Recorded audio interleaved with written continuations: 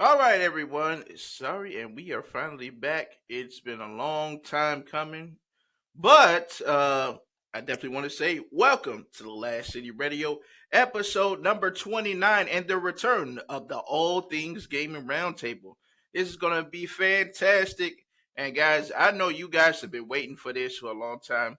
We finally got the gang back together, and man, this is about to be one of the greatest Destiny podcasts. Well, I can't say Destiny no more right now, but I can say the best variety gaming podcast of all time. So, other than that, I definitely we got the panel. We got some favorite people that you guys all know and love. And for those of you who are new, we're gonna make sure we give them the best introduction, so that way you can know these guys around these gaming streets. So, up first, I got my co-host, as you know. She is not only the legendary last of the Mohicans when it comes to the last Destiny 1 streamers and content creators out there, and she also loves the city of Corpus and the gang of Corpus from Warframe. She knows all about gaming, and she is an Xbox fan as well. I definitely want to introduce to you Miss Hijabi Gamer. How you doing? I'm great. How are you? It's Saturday. All day spent doing the most important thing, playing video games, of course. So, excellent. For sure, for Oh, sure, for sure. And what you been playing? What you been playing this week? I'll admit it. I've been playing Warframe all week. I've been getting really, really into Warframe. I need to complete the campaign from Destiny 2. I know, Mm-hmm. but You got time. You got time. yeah, You got a little bit of time on your hands. But I that's will cool. get That's it. cool. Mm-hmm. You will. You will. And now I do want to go ahead and introduce our guests for tonight. Some really solid folks. Definitely want to introduce to you one of my favorite guys that I love and I've had on the podcast before. If you don't know him, he is an Xbox enthusiast, tech head, very knowledgeable, and will tell you what you need to hear. He is awesome, and he definitely can give you the words of wisdom. My main man, Mr. Jazzy New Xbox. How you doing, sir? I What's am been doing going all on? right, man. How are you doing today? Man, doing good, man. Been pretty good, man. I was so good. I said, hey, listen, I'm gonna bring on my otaku shirt. I had to bring out my My Hero Academia shirt for this one. That's right. That's right. Had to do So it. Had to I'm do doing it. good, man. Yeah, got to represent out here. But I'm doing pretty good, man. It's been a long time coming, man. It's been what was it since early last year? I Yeah, believe. it's been a minute. Been a minute. A lot of things are happening. A lot of things are going on out there, and the streets went wild in the past couple of months. So we definitely got to talk about all that. The Oh streets yeah. are going crazy out there. So especially on Twitter, they losing their minds. But you got to have some perspective. You got to understand what's happening in the bigger landscape. Once you understand that, then you be like, okay, we understand what's going on. But we talk about that. But it's all good. Yeah, oh yeah, for sure, for sure. Yeah, man, we got a lot, we got a lot to cover for sure. So yeah, man, I'm glad. What you been playing, man? What's been going on? Oh man, I haven't been playing a lot, but what I've been getting back into State of Decay 2 for me. That's one that's been on my Okay, okay. radar. They've got a big update coming out pretty soon, so that's something that I wanted to have a community ready for. So I've been doing a little bit of that. Also, I peeked my head into No Man's Sky a little bit. Just to kind of see what the layout looks like with some of the new updates of that as well. So I've been kind of looking at that. And then, of course, I've been keeping my eye on Redfall. Haven't got a chance to play it yet. I was hoping to get some time this weekend, so we'll see if that happens tomorrow. But keeping my eye on Redfall to see what's going on with that. So that's been my main gaming world right now, and of course, trying to keep abreast of all the technology happening with the CPUs and GPUs and all that stuff Yeah. going on out there. So staying up on my homework. How that goes. Oh yeah, man. You got to definitely tell us what's going on with that, man, for sure. You got to give us the update. What's out there new for all the PC tech heads out there? You definitely got to give us that scoop. Oh yeah, for For sure, for sure. sure. And I want to say hello to all the people in the chat. Thank you for joining the show, guys. I know a lot of you guys are still coming in. Definitely Josh 007. He said, "Hi there, it's me, Logical Spock from YouTube and Twitter. Welcome in, man. I Oh, appreciate you for joining. yeah, Thank you. he's Thank you very much." from my end. Hey, Spock, what's up, logical Okay. Spock? Awesome, awesome, awesome. And my man Zach, what's going on? How you doing? Hello, my guy. What's going on, man? I'm glad you can make it, man. We got a hot show tonight. It's gonna be fire. And everybody else who's joined, I appreciate you, man. We couldn't be doing this without y'all. You guys are the true MVPs. And also, if you can't make it to the show, don't you worry, because it's gonna be on my P Collar Gaming YouTube channel and on Spotify for the audio. If you guys are audio head listeners listening for the show on the go. So also look out for that. I always post that the next day. Well, and I also have one of my favorites and her debut actually in the co-host of the All Things Gaming. I want to introduce her, the plant queen herself. Not only is she a Resident Evil head, but she loves all things Resident Evil and she is great and phenomenal.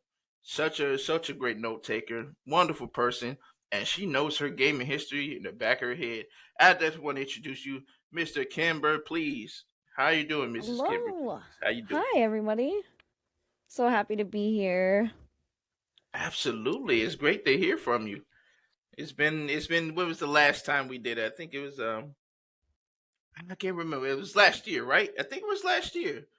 We all Yeah, we all joined together. Yeah, I'm it not was. too sure about the date, but I remember the conversation, and the whole thing was just a really good experience. We had a nice discussion about a lot of stuff.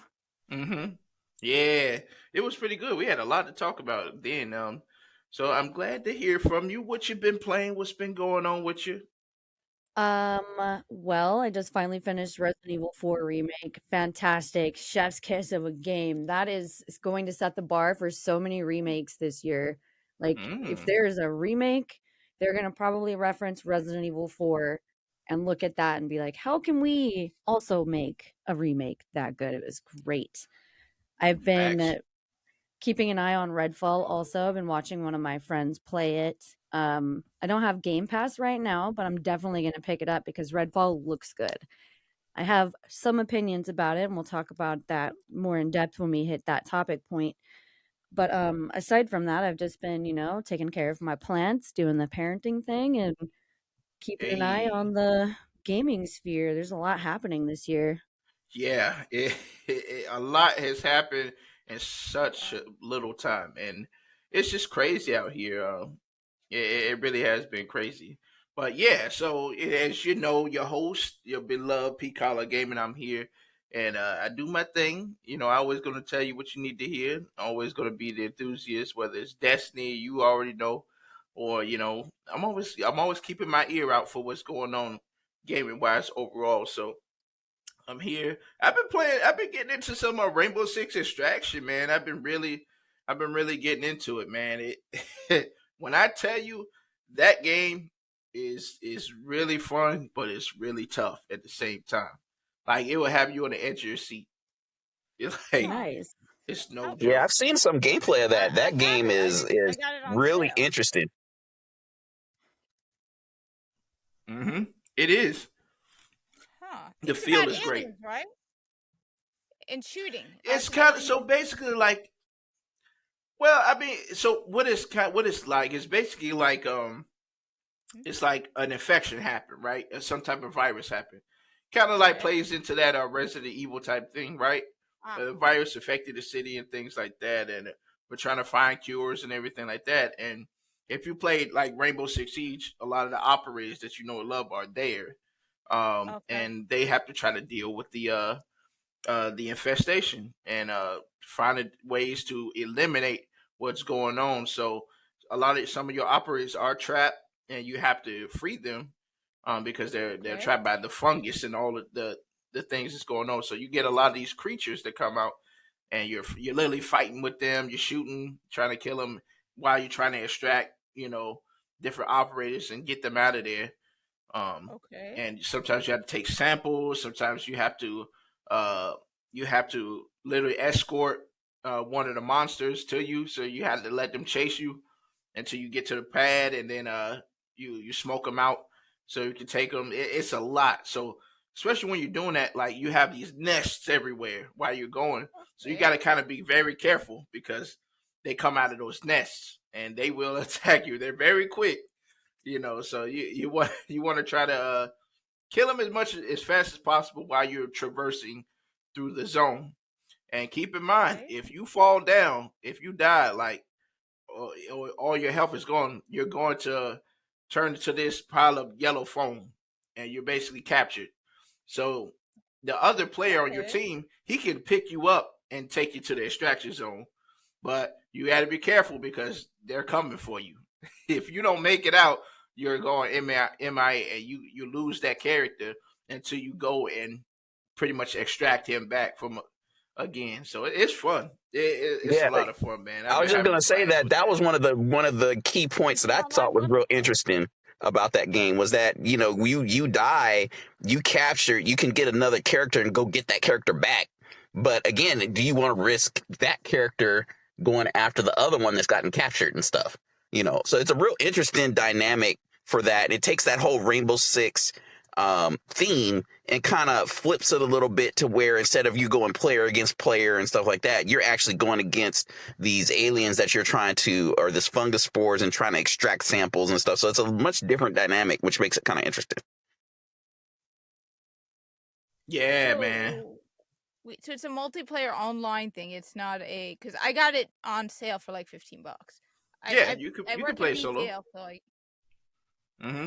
They have solo missions and they have multiplayer missions.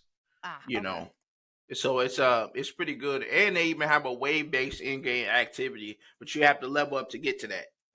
It's called Maelstrom. But yeah, right. And so the thing about it is it does have single player, but you have like a pool of players you can select from. So you can be like, each person has a special skill or something like that. So basically, if that person gets captured or you die, then you can pick another player out of your pool, but the one that got captured is unavailable. So it's a single player. It can be a single player game, but it's real interesting dynamic in that you have to go in and extract your other player to get them back and all that kind of thing as well. So, oh man, it's a load of fun. I love that game. Like I've been playing it. I've been playing it every night, man, and just trying to get to, because there's different states that you have to go to. Right now, I just finished up New York, so now I got to go to, now I'm in San Francisco trying to do distractions from there. And each time especially when you're doing like the solo, you can find the different operators as well, So it's pretty cool. I've been having a lot of fun with that. But y'all, so first topic, I definitely want to get into. So, Jazzy, what's been going on with the Xbox and Activision deal? There's something big that happened, man. What's going on, man? Everybody's freaking out. Man, what's happening, man? What's going on here? Okay, so the short end of the story is, as it stands right now, the CMA has blocked the merger for their side of it. So I mean, there's still a lot of things pending. And if you've seen the Phil Spencer interview from Kind of Funny podcast, he kind of put it in a little bit of perspective. But right now, as it stands right now, the one who's blocked it so far is the CMA. That's the only one. And those who don't know, the CMA is the one out of the UK that regulates, mergers and stuff like that. So there's the ones responsible for that piece. Everybody was expecting them to approve it. And, between the back and forth about the Sony concerns and all of that kind of stuff, it came down to, their ruling basically came down to saying that because we're concerned about the competition in the online gaming / streaming market, that we don't think this is a good idea, so we're blocking this deal. And out of all the regulators so far, all the regulators they needed, Microsoft has gotten approval from 9 out of, I think it's 13. So CMA is the first one to actually say they want to block it. But as of right now, They're going to appeal it, obviously, and they're going through some legal wranglings and all that stuff. But that's kind of where it stands at the moment. And the biggest thing that a lot of people have concerns about is a lot of the previous questioning was around how does this affect Sony? How does this affect Sony PlayStation and things like that? And a lot of people are like, well, they're offering them a 10-year deal just like everybody else. Why don't they take the deal? And it turns out that they're saying that they don't like certain terms of the deal, so that's why they don't want to take that deal. And then on top of that, with the online gaming, they're saying, okay, well, streaming wise, there's really not any other competition to the streaming market for Microsoft at the moment. So that works in both ways for Microsoft, right? Because if there's no competition right now, is there really a market? And then on this other side of that, besides the competition, right, they are signing deals with these smaller streaming groups to allow things like Call of Duty on their system. So such as, I think they've already signed a deal with a couple of smaller streaming companies out in Europe. Used for the Xbox. Yeah, Mhm. I have used cloud gaming. I've used Google Stadia. I have used Game Pass. Honestly, Google Stadia, the deal wasn't very good, but honestly, no, but like for example, I've played Destiny 2 on the Stadia and I've played Destiny 2 on Xbox Game Cloud. And Destiny 2, maybe because it was designed for Stadia, was a better, more stable connection. They refunded me everything, which is great. But there's still competition because you have the Game Pass, the Game Cloud, I don't know what it's called now, and you have remote play with PlayStation. Now, I personally don't use it very often because you have to use a PlayStation controller, more or less. Whereas with Xbox, I can use my Razer. I have a Razer controller that goes around the phone. So it's easier to use Game Pass. I also have the Logitech G Pro, which is designed for that as well.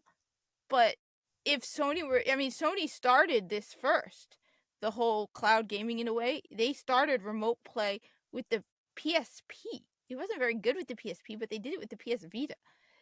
I've played Destiny on my PS Vita, live streaming it. So that's why maybe Google. Well, and the funny thing about that is, if you think about it, the online streaming that started with PlayStation as well. I mean, it's like the problem here is that Microsoft saw that as an avenue to expand their gaming market. They have the technology with the Azure cloud and all of that stuff. They have all the infrastructure all around the world.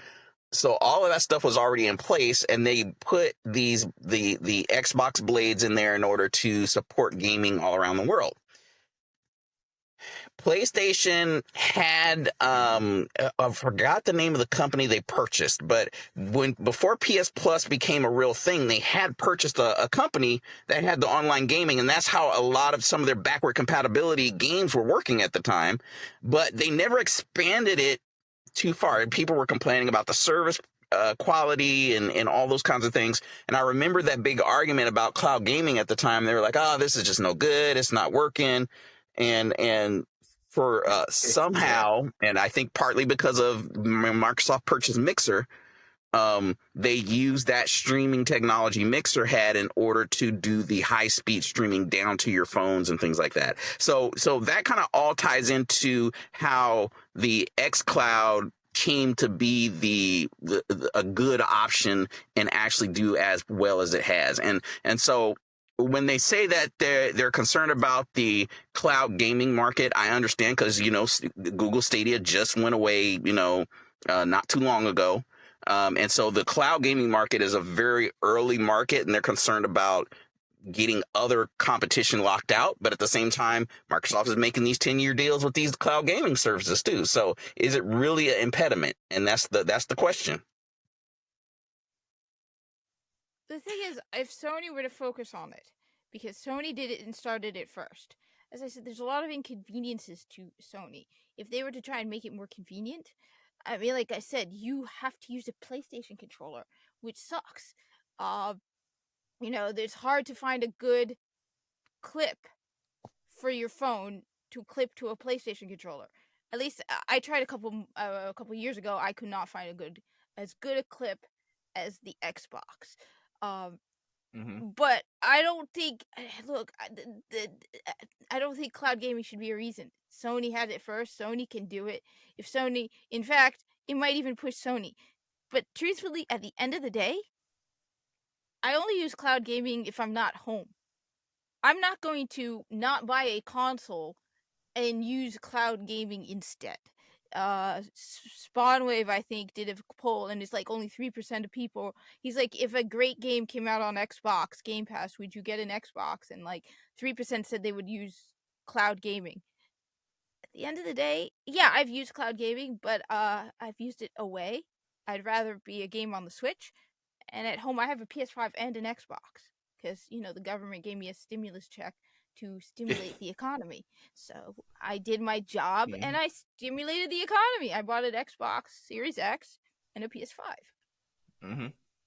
I do want to ask Kimber, right? So, Kimber, what do you make of this too? Because I mean, we have seen Phil Spencer come out on the interview. Kind of funny, he was talking about that interview and what was going on with that and the blocking and of course the CMAs they put out a statement talking about the cloud gaming. They don't feel like they wanted to pass it because of a couple of things and mainly because of the cloud gaming space. And Phil said, he thinks in his mind that cloud gaming don't really exist like that right now. So what do you make out of all of this, Kimber? Well, cloud gaming does exist. It's existed for a long time already. It's going to continue to exist because, a lot of people that are traveling want the convenience of being able to play their games. Cloud gaming is going to only get better from here. And I think the CMA blocking it initially was probably as just to me it seems not like a malicious act, but more like, hey, we need you to, you know, clean up the definition for this a little bit and maybe kind of really work on this aspect, because they're not just looking at from the cloud gaming part, they're looking at like, how is this going to reduce competition in the market of cloud gaming and gaming in general. And I think, it's not going to reduce competition. If anything, it's going to further propel cloud gaming, because everyone now is going to be like, oh, wait, if this is what's happening, we have potential to improve our own cloud gaming, and the competition is there. So I don't know why they're blocking it in general. The competition isn't just going to go away just because Activision and Blizzard decide to do this thing, this merger. There are so many different gaming companies that are just as sizable as Activision and Blizzard that can sway things just as much as Activision and Blizzard do. Mm-hmm. On top of that, a lot of companies are going mobile. Like cell phones are becoming so powerful. The big game I've been into this week, Warframe. They're working on a beta. I played it on my iPad of Warframe on mobile, on tablets and cell phones. So they don't even need cloud gaming to play Warframe, or the Switch. The other thing is the Switch. Yeah. I do want to. I do. Since I'm a PlayStation guy, obviously, but I play everything. But as a PlayStation guy, I want to see. I'm gonna play devil's advocate, just to see where everybody's at. So we see a lot of people in the community that's saying, "See, that's what I'm talking about. I told you guys we're gonna hold this out." Now we already know what Twitter's gonna do and what they've been doing. They've been clapping back at Phil, and you've been seeing even Xbox people saying that Phil Spencer need to be fired. I feel like, for me, I personally feel like, they are trying to. It's a big deal, right? We all can see that. This is nothing small. This is a huge deal, and I do feel like the CMA probably feels as though having that asset too is going to be a big task when it comes to Microsoft, because they're looking at a lot of the things that Microsoft has done recently, especially with the acquiring of the studios and how things are being regulated over there with the studios. And of course, we'll get to Redfall in a minute, and it's something that Phil had said, which is something that I kind of took away from when he did that interview, when he was talking about um, the lack of really kind of making that Arcane as a studio aware of how, you know, Xbox flows, and kind of leaving them off to their own devices to make this game and finish it without the help of Xbox pushing in and doing what they needed to do. So there was kind of a neglect there. Now, this fast forward to we go back, yeah, look at Halo Infinite. What happened with that? That was kind of the same kind of thing. So the worry is for, especially as a gamer who purchased this game, who has, Game Pass and all these things. My worry is, okay, seeing that Redfall took an L, how much worrying is everyone going to be when Starfield come out? When you got State of Decay, the next State of Decay, we're not Oh, hearing they be nothing from sweating. these. These They are be things that sweating people are now. concerned about. You know, I, what was you saying, honestly, Kimber? Oh, everyone's sweating now. We're seeing what's happening with Redfall and the like you said, the total lack of communication between Xbox and the studio itself was a really, really big problem. And Mm-hmm. now everyone is looking at this being like, we are starting to have doubt now.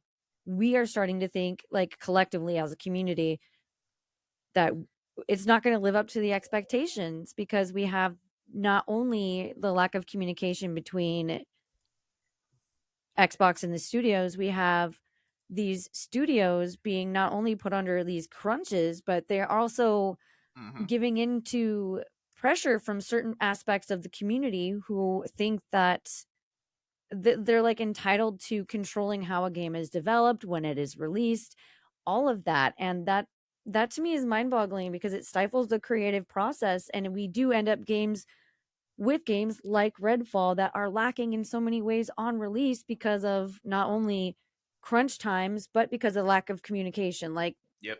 Arcane had no idea how to shape their game for the Xbox community or the Microsoft community. Mm-hmm. the thing is, it's not. Okay. Oh, Oh, what was you gonna say? What was you gonna say? I was gonna say the thing is, as someone who has an Xbox, who has Game Pass, who likes the Xbox, who I do have a PS5. I prefer the Xbox. I'm not on the Xbox for the exclusives. I didn't really care for Redfall. I played it a little on the cloud. It's not why I have an Xbox. I have an Xbox. First off, the Game Pass, putting aside the new stuff, is a great deal for all the old stuff. Like, Oh, I just got absolutely. yeah. So putting aside, even if they did not come out with any exclusives to me, Game Pass is a great deal. Uh, the Xbox is easier as a streaming device. One of the things that people, I mean, yes, you can push one button on PlayStation to stream. However, if you want to stream and use a computer and multi-stream like I do, and I use an Elgato capture card, I need multiple audio output sources, and the PlayStation does not have it. So Xbox is easier when it comes to streaming. I, by default, if I plan to stream a game, I will buy it for Xbox. And then there's the fact that it is actually easier. Now, things are changing now with newer games where now there's an Xbox Series X version and an Xbox One version. But it used to be there were 3 versions of a video game that came out. And still, with a lot of games, that's how it is. You get a PS5, you get a PS4, and you get an Xbox version. And if you have an Xbox One, which we have one in the big room, or an Xbox Series X, it will automatically upgrade it for the Xbox Series X. It's almost like, 2 different computers using the same game. Mm-hmm. It's easier. I could buy an Xbox game and use it on both and get the better quality if I put it in my Xbox Series X. Whereas with PlayStation, I'd have to buy the PS4 version to use it in my PS5.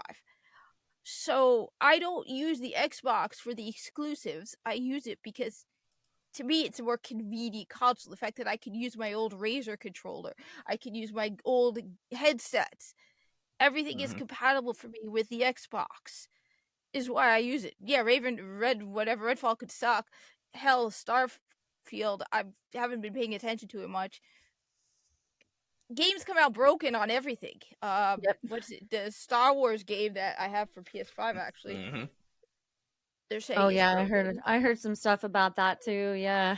Yep. Yeah, so to say, oh well, the Xbox released a broken game, everybody's releasing broken games at Oh this yeah, point, and I except completely Nintendo. agree about Xbox being a little more user friendly and easier, like ease of access with the Xbox in terms of technology for me has Mm-hmm. always been a little bit more on point than Sony's releases. And I've had PlayStation and Xbox. I've had the original Xbox, I had the 360.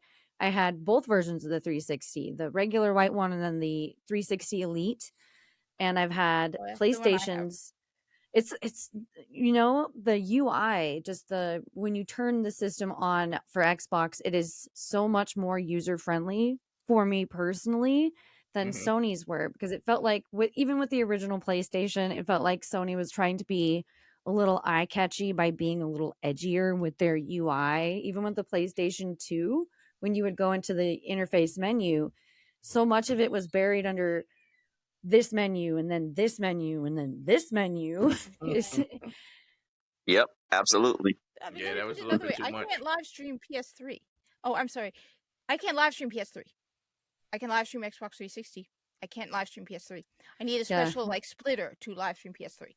Mm-hmm. the technology for Xbox 360 was always there. It was always a little bit better.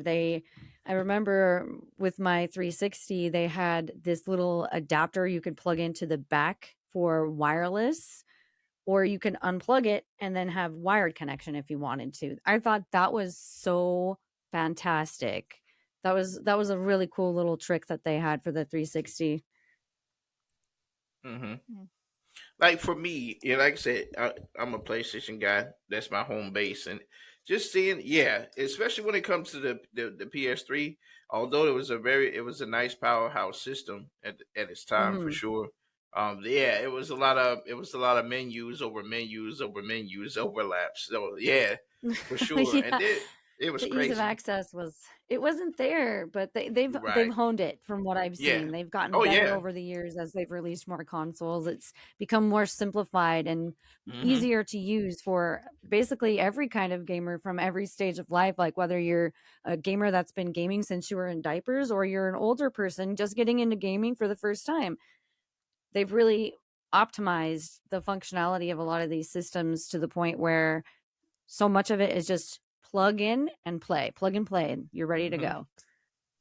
Yeah, and the thing about my especially playing on the 5 band, it's really good because it feels a lot better.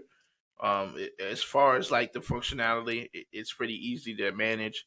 It's pretty good. You can jump into something really quickly. I love the speed times. I love all that stuff.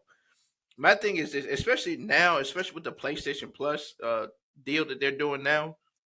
I feel like it's so much better than it used to be for sure. I mean, you get a chance to play a lot of these games that you wanted to play. You can now do that. Especially get the premium. You get the premium, boom, you're good. You're in. You get to play all these different games, even games that just came out last year. That you never got a chance to purchase. You don't have to purchase. No, you can just jump in and play them, which is pretty nice. I really Yeah, like that. It's kind of like their own way of doing a model like the Game Pass type thing, which is pretty good because I feel like and this hops back onto the streaming thing. This is the model going forward. Of course, Xbox they was the trendsetters that set that of the Game Pass model. Yeah, absolutely. And everybody else should try to follow through with that and start doing that because they feel like they see that it's more beneficial and you can make more money from a company standpoint as well. And also it's consumer friendly because hey, I don't have to spend $70 to buy this game. I could just go ahead and download that and just pay $15 a month to have this whole catalog of games I never got a chance to play. That's that you actually can it's a access really good from deal. anywhere. You don't have Yeah. to have the physical copy anymore because of Game Pass and that kind of Yeah. thing. Like they've brought to consoles what PC has basically always had. You don't have to have the physical Hmm. copy anymore. and they've done that with PS Plus way back during like PlayStation 3 initial times. Mm-hmm. And it's great. I love that. I love streaming services. They're so nice because you have Yeah. so much in one place, and that's exactly what Game Pass and PS Plus are. Streaming services for video games. It's so on brand for our technology and our time period in life right now. Yep. It's so beneficial, and especially more now than ever. With the pandemic is going on, a lot of people can't afford $70 worth of games, and this is one of the best happy mediums that you can get. So yeah, for sure, I definitely highly agree with that. Now, the thing about Xbox that I have concern as a consumer, and seeing what the community is frustrated about, like we were stating, the communication between the studios and transparency, it's not there the way it should be, and I think that is a big problem when it comes to, because there's the games that we don't even know when it's coming out. We saw the Mhm. cinematics back in 2020. We don't know when it's coming out. But I can tell you when this is coming out for Sony, or I can tell you what game is coming out for Nintendo, because they're transparent about what's coming out and what you're going to expect. Um, I have a even question about that thought. Well, mhm. yeah, well, yeah. There's a little. I would debate that a little bit, but go ahead, Kimber. Um, do you think that perhaps the lack of transparency regarding certain games, not the lack of communication, that's just bad all around, but Mhm. the lack of transparency towards us as a community about certain games, do you think that that has some kind of regard to the competitive market and trying to have like an upper hand by maintaining the secrecy? Or do you think it's just because there are no updates at all? I mean, how I feel about it is this, not from a competitive standpoint. I feel as though it should be something that really needs to happen across the board in general, because it's always good to know, hey, look, we're getting this next year. This is gonna be great. We know more about delays than we do about when a new game is getting ready to come out. When can we expect it? Those are things that we all want to know. Especially think about it. You go to a movie, right? A movie, you see the first movie trailer. They're gonna tell you when it's coming out. Hey, it's coming out May 2023 or something Yeah. like that. You always at least know that, woo, I get a chance to experience this movie at this month. I've just gotta hold on. Same thing with the games. What is our grand uh uh time of the summer when it comes to gaming? June, and where we used Summerfest. to have, yeah, Summerfest and the Xbox showcase, the E3, Oh E3s, man, poor all of that. E3. R.I.P. E3. I know, R.I.P. Gamescom. Yeah. So we know that we're always hyped for these events, because we like, oh man, I can't wait to see what Xbox got. I can't wait to see what's going out with Nintendo, or what we got for streaming for Steam, or Sony and all that. We all can't wait for that. And I think when it comes to Xbox, when we get to the showcase, we all hyped about it. We're like, oh man, I can't wait to see. Just like what happened in 2020. They even Phil said, he said, listen, yeah, I think that one of the problems is we overhyped certain things, and knowing that we're not ready quite there yet. We're not quite ready for that next step to be transparent, Mhm. because we're still working on certain things and trying to iron out things. Um, so yeah, we don't want to overhype. Yeah, of course it is a competition around, but I would say, as far as 2023 is concerned, as far as the competitive market, it's more about, can we deliver quality in our games, not just having, just with IPs that are exclusive first party, but can we overall, can we work together to make sure that we have the communication there? You already know when you can expect these games to roll out. Now, if we're going to delay it, of course we're going to tell you, definitely we're going to make a press about it, but at least knowing when a Fable is coming out, when a State of Decay, when is State of Decay coming out, when is Hellblade getting ready to come out. We saw a lot of things from that. They kind of went kind of dark, you know what I'm saying? So we're kind of at the edge. I see, oh man, when are we gonna hear something? But I hear Sony keep coming out. Oh yeah, I know Final Fantasy 16 is coming out on this date. They already looking for it. They got the date. Oh, I know when Tears of the Kingdom get ready to come out. 7 days for that. It's it's things like that a lot of the Xbox people are saying that they really want right now. They're really craving that. So here's a problem, right? When Xbox was doing their E3s, and I remember I followed the last several E3s and stuff like that, and I actually created a playlist of every single E3 I could find. I remember years like 2017, they showed like 40 games at the show. 2018, they showed like 50 games at the show. Mm-hmm. 2019, I was actually there for 2018 and 19.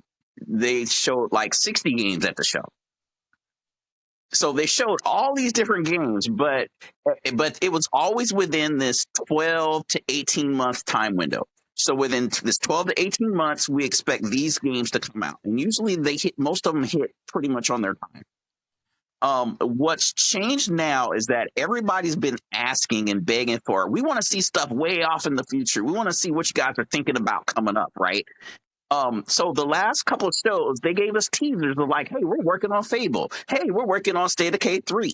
Hey, we're working on Avowed. We're working on all these other games that are just coming down the pipe with no date. We're way off in the future. And by the way, Sony did the same thing. They said, well, hey, we're going to show, we got Spider-Man coming. And they showed Spider-Man for 3 or 4 years straight. Like, yep, Spider-Man's coming. Just let you know it's coming. Mm-hmm.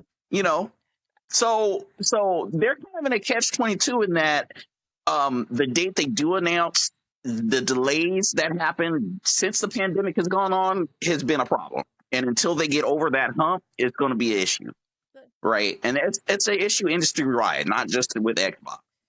But I think they really just need to stick to that 12 to 18 months. So that means from E3 to December of the following year.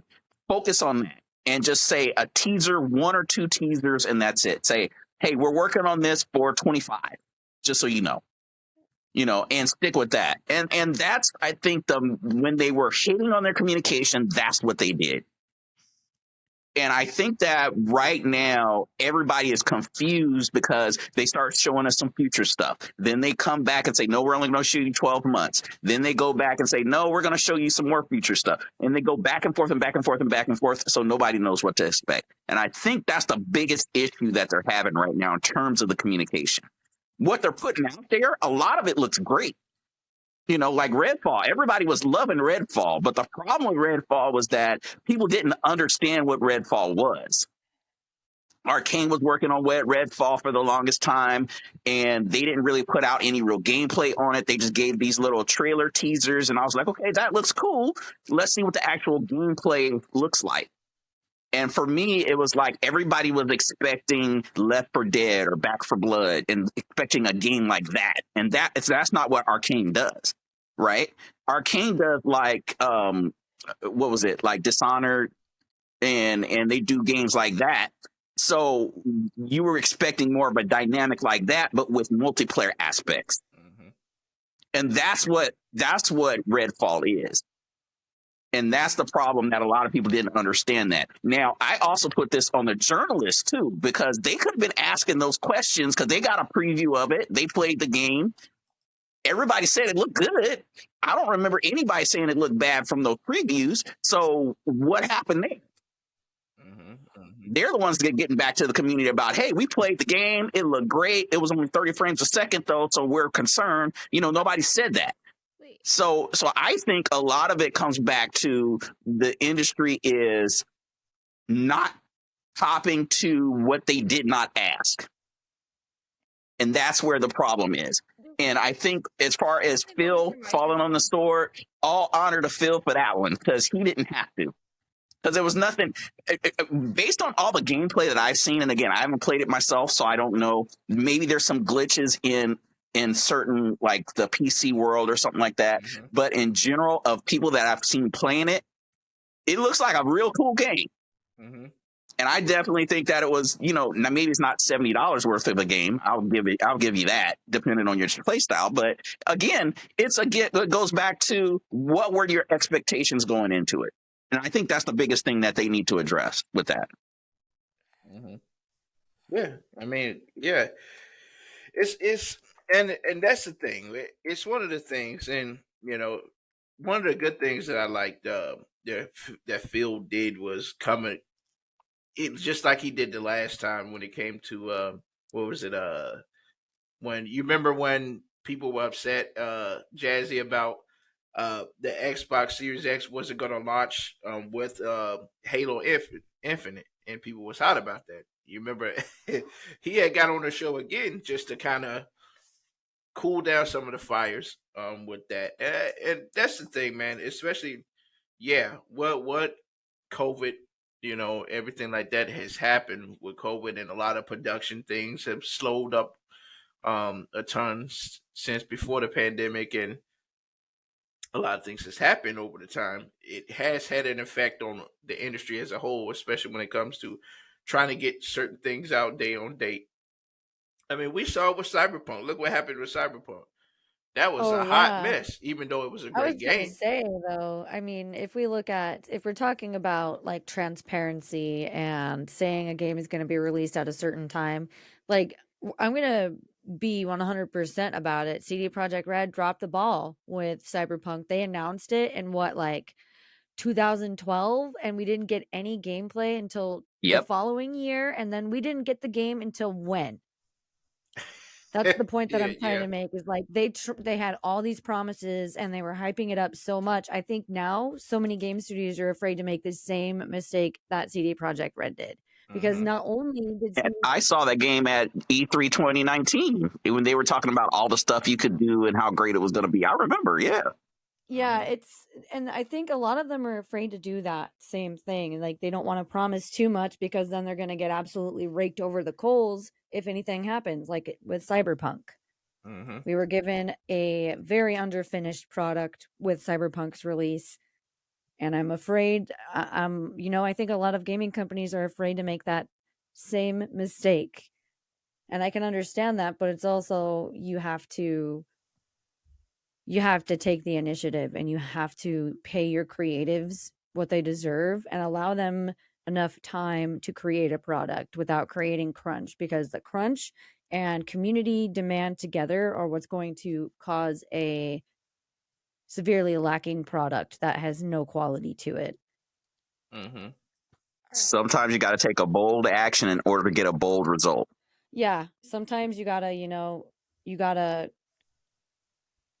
pay attention to the product you're trying to release and take care of that product, because with Redfall, it's not the 30 frames locked that bothers me. It's the vampire AI and certain other things that I've seen from the game itself that bothered me. Like there were aspects to it that needed to be fixed before the game was released. Are they going to fix it now? Most definitely. There's been so Oh much yeah. community uproar that they're going to have to fix it now. Otherwise, it's going to just keep getting worse. They're going to fix it, but we're seeing it again where we are offered peeks at this product, then the community starts saying like, oh, blah blah blah blah blah, and running its mouth off. And you know so many communities have this little echo chamber type effect where one person starts saying it and then everyone's like, oh, this must be the running vibe or the running trend, and then they all start saying it, Yep. and the Hmm. community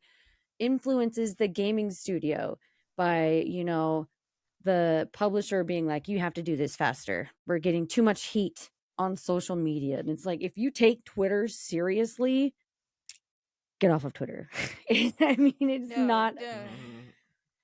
You cannot game design by Twitter. exactly. No, no, I can tell you from talking to people like about the Hogwarts Legacy controversy. I would talk to people at work and nobody knew about it except like one or two people. The vast majority had no idea. And then honestly, I'm in New Jersey, a blue state, and most of them were like, I'm sick and tired of this whole issue anyway. Not going to go into politics, but I'm just saying, yeah, no one knew about it. I'm going to give a different idea on the whole thing. I don't tend to look at trailers. I don't even want to know release dates because I'm by nature an impatient person.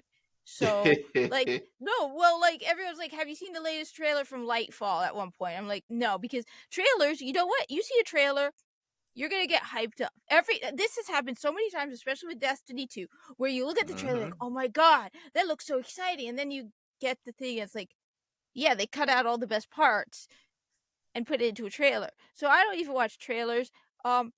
You give me a date, I'm going to be impatient about the date. So half the time I can't tell you half the games that are coming out. I work in a store, and a game will come and they'll be like, oh, I didn't know this was coming out. Sweet. Like, all of a sudden, Tears of the Kingdom was like, a guy I work with, like, hey, you can pre-order the Switch, the Tears of the Kingdom Switch. Oh, I can? Awesome. And I pre-ordered it. But it wasn't until like the last 2 weeks where I'm like, oh, Tears of the Kingdom is now coming out next week. I got to finish Breath of the Wild. Mm-hmm.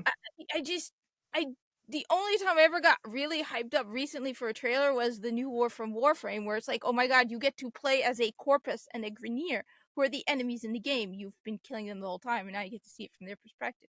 Other than that, I don't.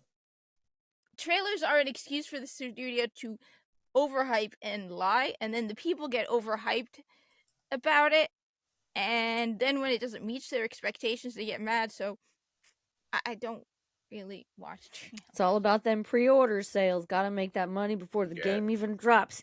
And we don't even get cool stuff with pre-orders anymore. Do you remember back on the original Xbox 360 and PlayStation 3, PlayStation 4 days, you pre-ordered something, you got stuff that was exclusive to only pre-ordering it. And I mean, sure, it was another cash grab, but they at least gave you something in return. Now we pre-order games, and we have to wait forever for a product that may or may not be what we were promised. And that's kind of, it's a little disappointing to me to see how things have changed to so much of not just a passion anymore, because video games used to be about passion projects, people telling stories through video games.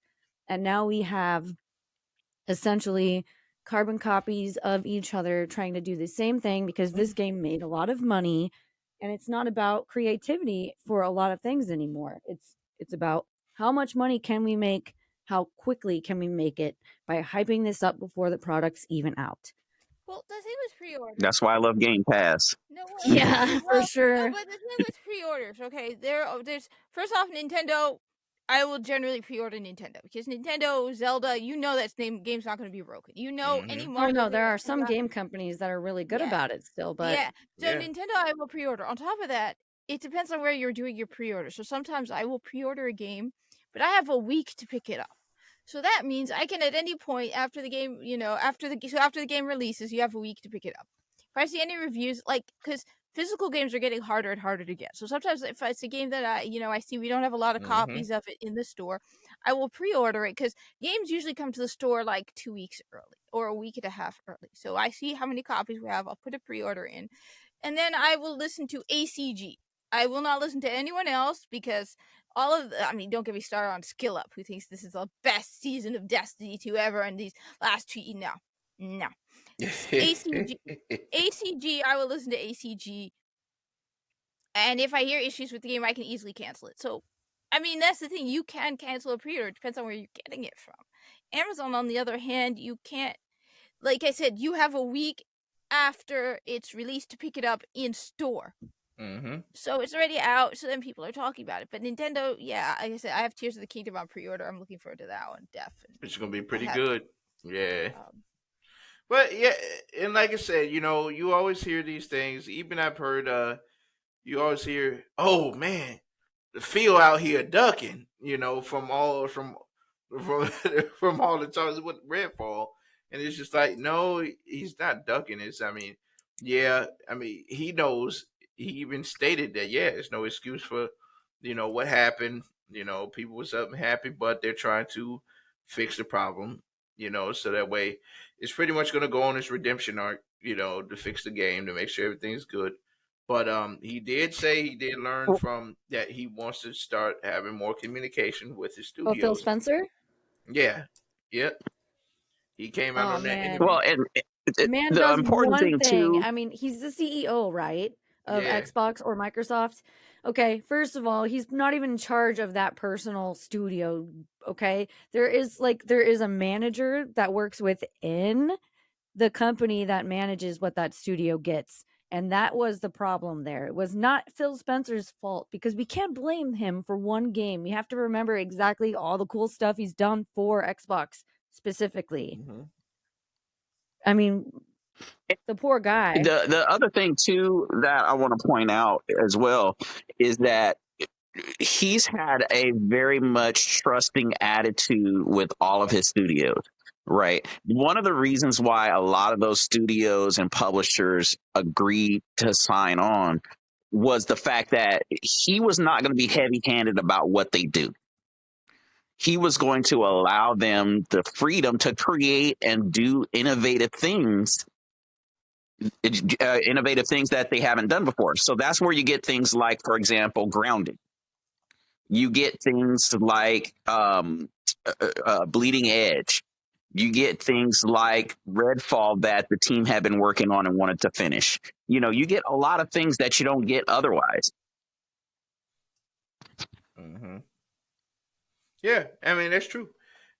That's the thing. Like even when he was talking about, we're getting all those things, and there's one thing that he always he did say. He said yes. He said a lot of times he said I do understand people are paying. There's people who are paying $70 for these games like this, and he said our focus is to bring the quality to the games. You know what I'm saying? And that's pretty good.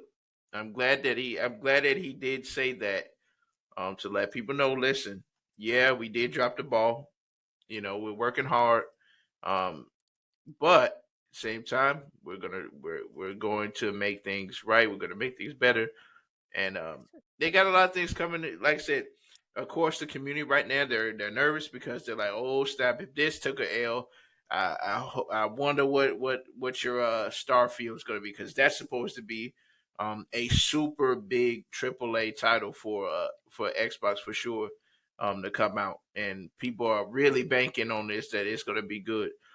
Do you guys think that the Xbox community should just keep their standards at a easy medium for it and not overhype themselves, or do you feel like they should be hyped for it, and they should expect everything that they're thinking, that they're going to expect out of it, or do you think they just need to keep their expectations low for now until things come out, till we get some gameplay, till we get it in our hands?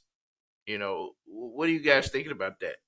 Do you think they should they could set the standard just a little medium above what they think, as far as the hype and quality that they think they're going to get, or just remain the same? I think they You know. should absolutely be held to a standard.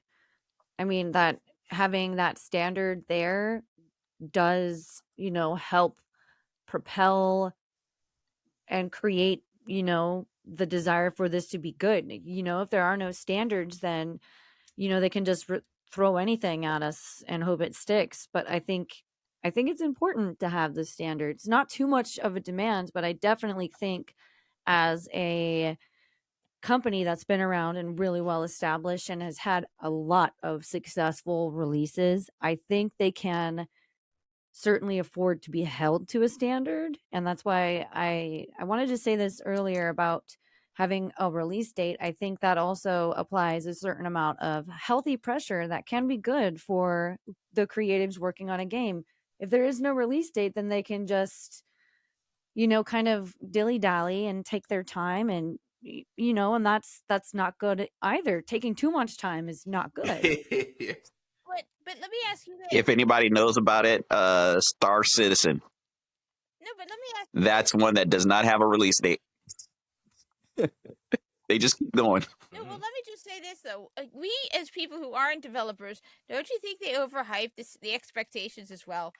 That's why I don't like, if we Yeah. can't. They can't be expected to hold to our standards, because I just want a game that's not broken. A lot of us Yeah. don't understand the technological restraints that developers have to deal with also. It's not just the technology they're dealing with, but the power of the console, and that also has to be factored in. So it's not just what we don't understand from the development side point, like you stated, but it's also we don't understand a lot of those other constraints as well, or a vast majority of the community doesn't understand it. Mm-hmm. That's very true. I do software development, but not in gaming. There's a lot of little things that go along with actually creating an actual application, product, game, whatever. And so you have to really be thinking about, okay, do I have this amount of budget for this character, or do I need to pare it back? Does it have this ability to do these actions, or do I have to pare that back?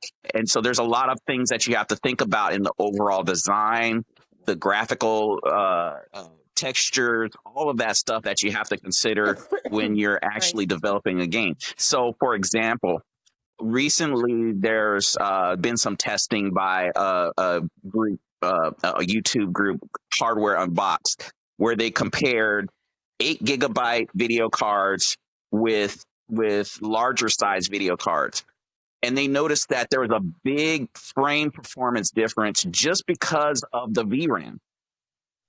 So that's something that, as developers, they have to think about and say, okay, because of this VRAM issue, we're going to have to pare back the texture loading that we do. So there's a lot of little things like that that pop up to somebody later on in the pipeline. They're like, oh crap, we missed this piece. We need to pare this back, or we need to adjust how we do our textures here. So those are the kinds of things that a lot of those in the Twitterverse don't really understand. Yeah, they don't get that when they're playing the game, it's not just the character moving on the screen or the enemies moving on the screen. It's everything in tandem that the programs within the console have to take care of. It's like there's so much within that game that's not just, it's not as straightforward and as simple as it looks. It's a very complicated process, and every little thing within a game takes up power, it takes up assets, and there's only so much you can do with those assets.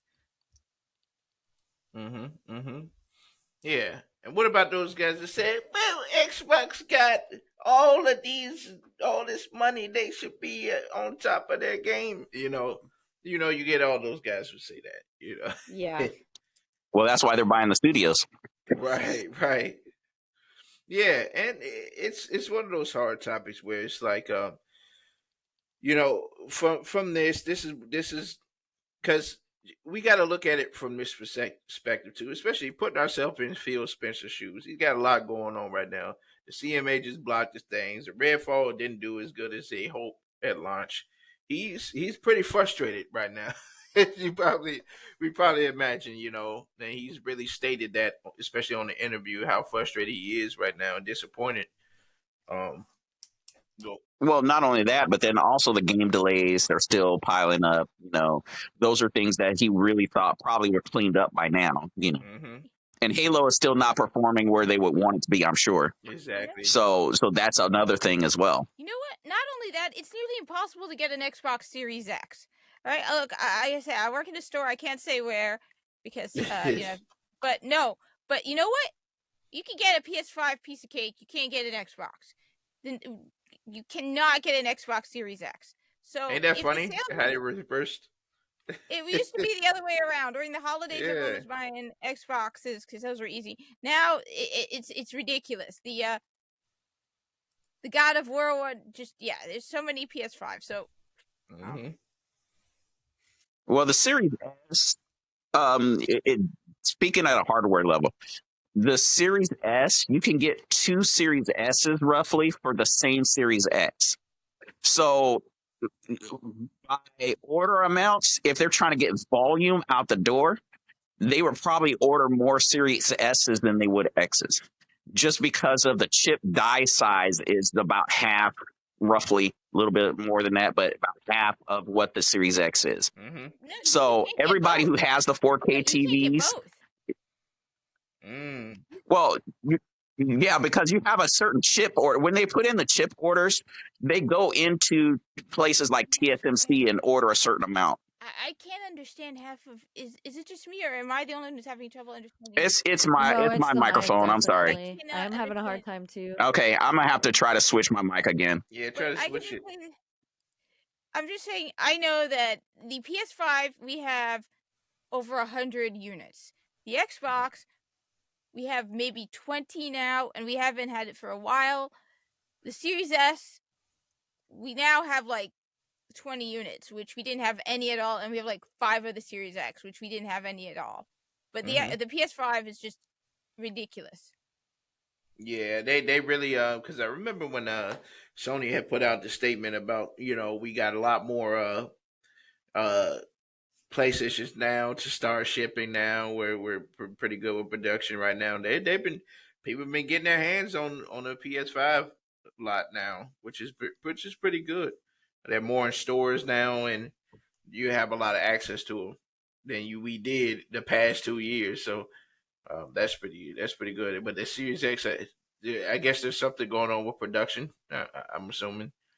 Um, Because you can even get the Tears of the Kingdom Switch, which sold out really fast for pre-orders, but now you can pre-order it. Last I checked, it was available at Amazon and Best Buy. mhm. Not third party, the Tears of the Kingdom limited edition Switch. Exactly. Yeah, it's very interesting. For sure, just to see how you know the tides turn when it comes to the productions of like just from the switch from we can't get a PS5 to now things are Yeah. going on where it's hardly you can hardly get a Series X now or S. It is tough out here when it comes to the gamers who's trying to move up and upgrade to the next level. You know, but you guys were really spot on with a lot of the just the overall situation of what's been going on with Xbox and everything like that, and you know, it putting yourself into Phil Spencer's shoes and just trying to think of what is all this man is going through. When it comes to all these things that it's just been affecting, Yeah. him, and it's tough. It really is tough when you think about it. It's I like, will say I man. wish Twitter would have chilled out because there is no reason to barrage one individual with so much toxic crap just because of what's happening with one game. With one game. Come on, people. This is Hmm. so uncalled for. Yeah, there was like, Twitter, I I hate can't Twitter, and it's believe a minority. Most people aren't on Twitter. No one should listen to Twitter. These people need to learn not to listen to Twitter. Hogwarts Legacy proved it. otherwise. Hogwarts Legacy proved otherwise. That game sold like 15 million copies. So people, nobody's no.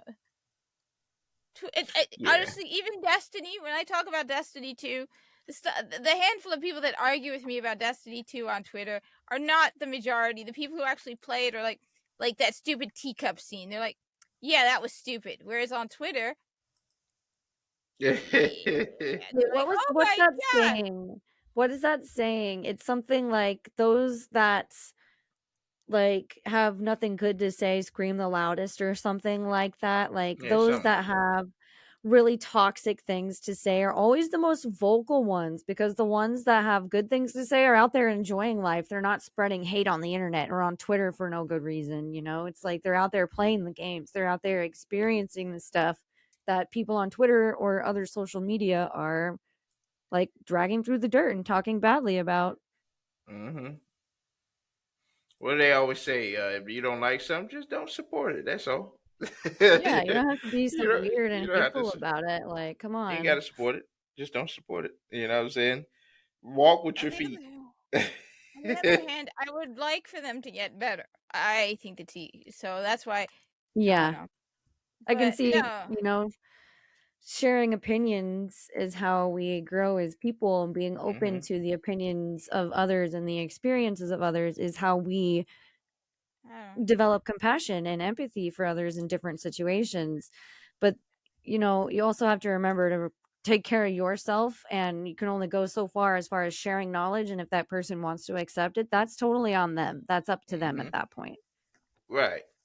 Yeah, and it's all about and being open to be able to have discussions. You know how you see some people nowadays that when you try to talk to them about something, they get defensive, or then they start, bashing you.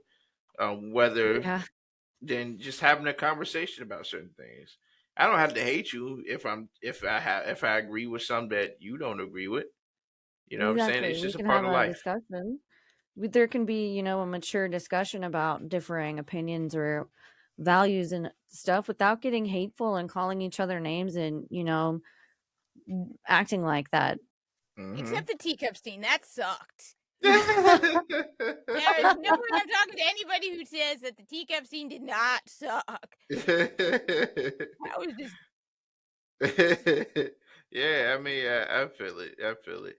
Yeah, it's one of those things. It's just like, okay, moving on. It's one of those things. It's just like, okay, if I try to talk to somebody about it, we already know which way it's gonna go. Especially on Twitter. You always have these people that just they want you to tell them your opinion, and once you do, okay, now I'm canceling. It's like what, you know. But it's always funny. I always find that funny. But yeah, for sure. You guys really nailed it when it comes to the Xbox thing.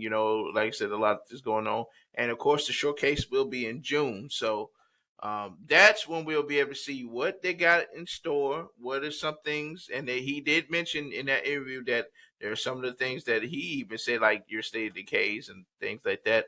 We'll probably be getting a little bit more information on when those are going to be day and date. So I'm definitely looking forward to the Xbox showcase for sure to see what we got coming down the pipeline and what's actually on the horizon for the start releasing soon. So How's my audio now? Is this I'm better? sure everybody wanted. Oh yeah, sounds good. Okay, good. I was just going to say that State of Decay 2 does have a new update coming out this month. So within the next week or two, I believe. So they'll be very interesting. And then, of course, they're having the State of Decay 3 coming out sometime in the future. And we'll find out. Hopefully, we'll find out when. Okay. Nice. That's good, especially yeah, I mean, like I said, it's good to get those updates to see what's going on in the studio. It's always a breath of fresh air because at least the community knows, okay, it's coming soon. We getting an update, a couple things happening here and there. It's always good to hear that, that transparency, knowing what's wait, coming out, what's down the pipeline. which game was State of Decay? Trying to remember if if I've played it. Is it a first person shooter? No, it's actually a community-based action game. You basically are in a zombie apocalypse, and you're building your base with all the different facilities and things like that. Both games are actually in Game Pass, so if you have Game Pass, you can check them out. But I kind of got into it after seeing some people play the first State of Decay online, and then I kind of got hooked on it after that. Yeah, it's pretty good. Yeah, probably not. You're talking to someone whose favorite list of favorite games are Destiny, Warframe, Borderlands, Doom. Yeah, then you I want might to not have kill as seen that many one things as yet. It possible as is fast third as person, so possible. it's not first person. So definitely, but it is very. It Oh has a no, unique Warframe. system. It has a unique system No, where Warframe. characters are basically, if you lose a character, if that character dies, it is gone permanently. You cannot get that character back. There's no recovery, no save, no going back, no anything. So if that Hmm. character dies, it's gone. No, well, no, Warframe is third person. It's just I'm more of the I want to kill as many things as possible, as fast as possible, with as many guns as possible. The faster and the more guns that are available, the better. Hmm. So, It's kind of yeah, like that in a way where you have that. It's community definitely building. it's That's good my though. guy. Once you Yeah, play it, it's pretty good.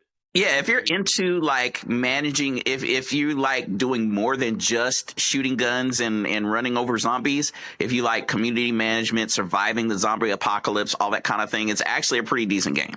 So if you haven't Hmm. checked it out, it's worth a check out at least. Particularly if you have Game Pass, it's worth checking out and seeing if you like it. So Hmm. Uh, I'm telling you, it's no, you, you no, have to you have to no, check it out. no, no, no, no, no.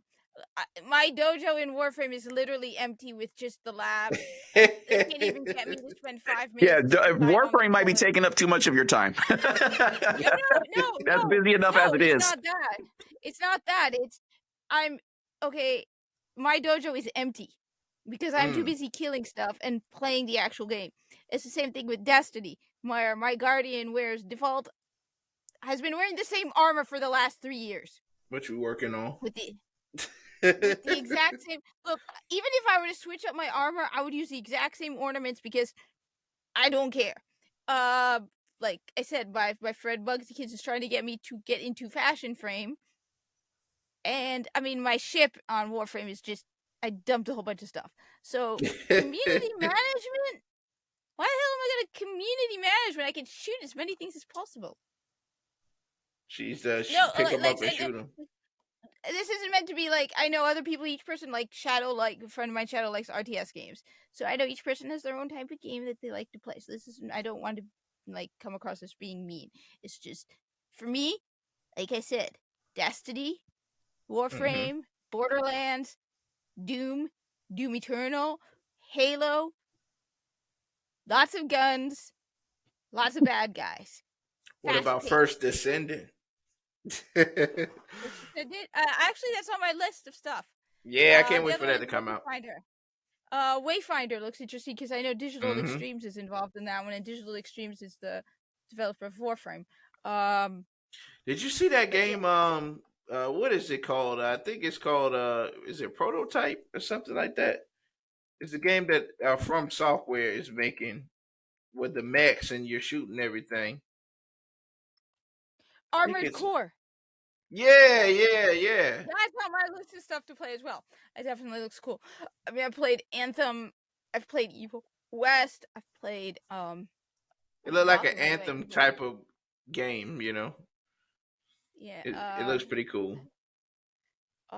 Yeah. So We got a lot of. I'm gonna put that on my list of yeah, not You gonna. got to put that.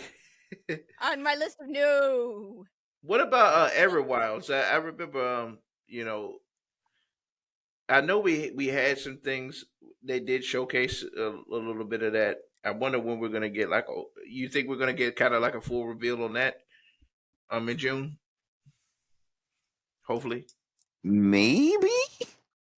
I wouldn't bet on it because Everwild's been kind of silent for a long time. Yeah. I mean, it could be closer to ready by now, but they didn't really release a whole lot of information about what the game actually is. They just showed a lot of pretty pictures, which look cool, but Right. we have no idea what you're doing. Right. That's true.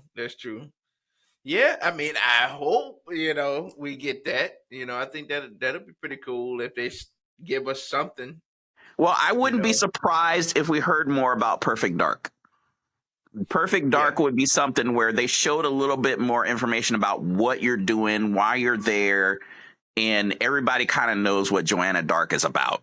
So I think Mhm. Perfect Dark might be a safe bet, just because we know that's a little bit further along in development. They had Crystal Dynamics working with them and stuff like that. So that studio is also another studio that we don't know a whole lot about what's going on behind the scenes. We know that they do have some help that came in, but we don't know if it was just they created the concepts and now they're having another team do the actual development work or what. But I think for Perfect Dark, that might be one we see more information on.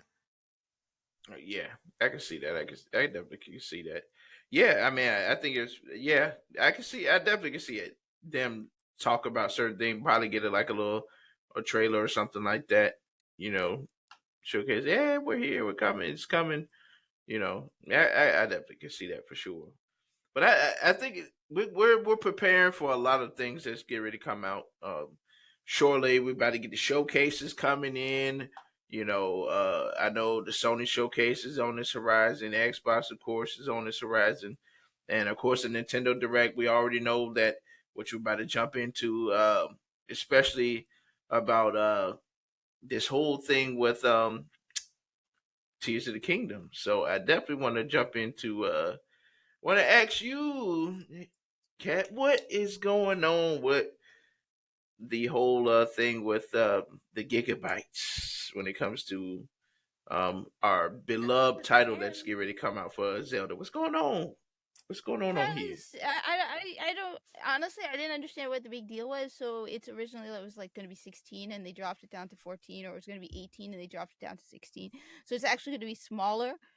But I mean, that was back when they were able to optimize it better, is my guess. Um, honestly, I mean, if it were any other company, I know people would be like, "Oh, they removed content," but this is Nintendo. Mm-hmm. Nintendo, especially with their flagships, how often do we hear about Nintendo playing those games? You know, putting like when they said like I think it was what was it the Dark Below or something was supposed to be part of the original game where they cut the game up so that they could release DLC. Mm-hmm. Nintendo doesn't play that. No. So What you I see is what you honestly I think get. that yeah. Well, I think what's a bigger deal is the fact that, for example, Kotaku has been blacklisted by Nintendo, which get on Nintendo, given some of the garbage Kotaku's written about Nintendo, That's or true. Yeah. the fact that the game has been leaked, which I know a guy from Nintendo, and one thing that's very important for Nintendo is spoilers. They don't want Nintendo is very, very picky. They want you to experience their game the way they want you to experience, which is why they're very picky about their controllers. One of the reasons you want to know why Nintendo games don't come out on PC? It's because everybody has different types of computers, and they want to equalize the experience to everyone.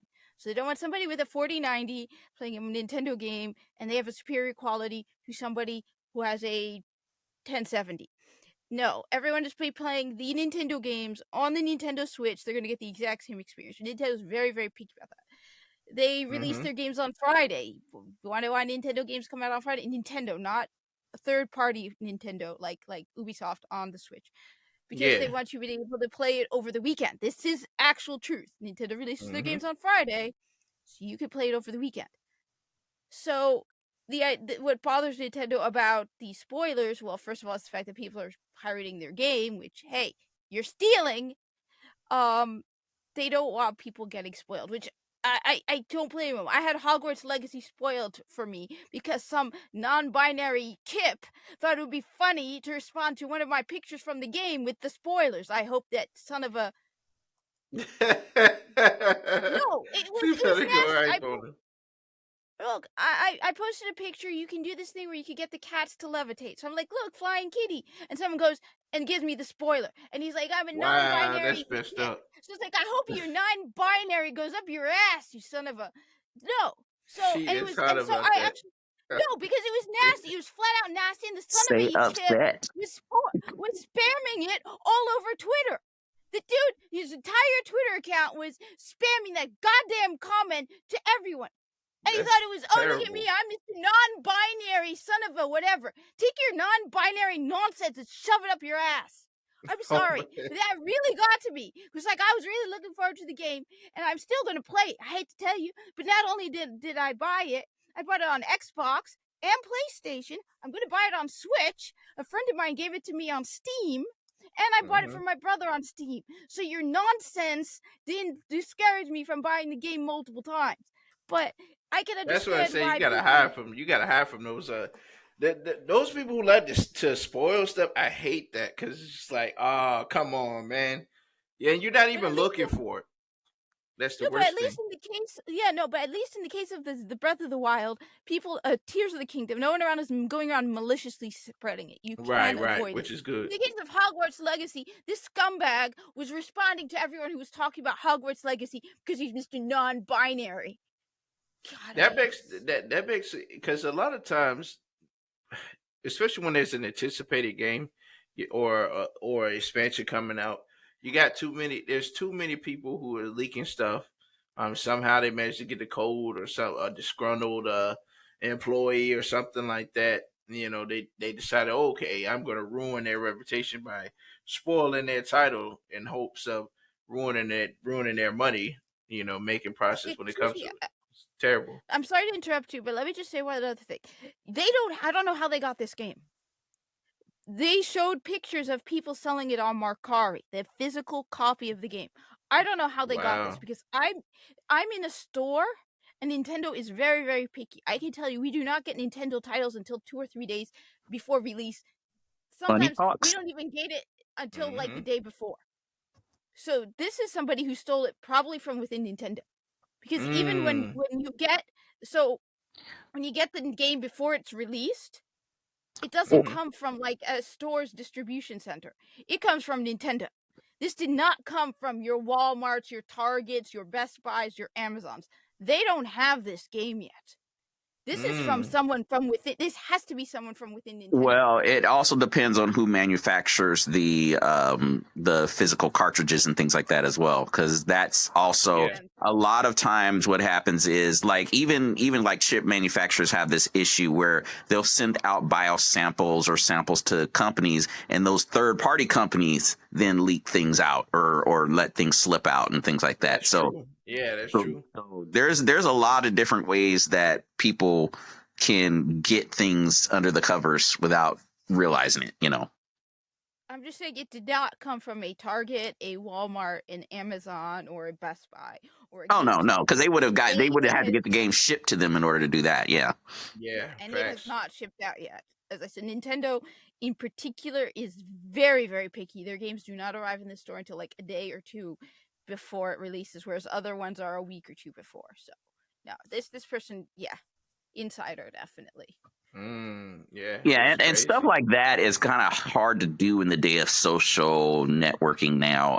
Because one of my best, I mean, I've loved games for a long time, but one of my best gaming experiences was when Halo 2 released. And I played that game from beginning to end, and I got to the end, and what happened at the end of that game, and I was like, wait, that can't be it? I was like, no, and I was ready to throw my controller at the TV in that instant.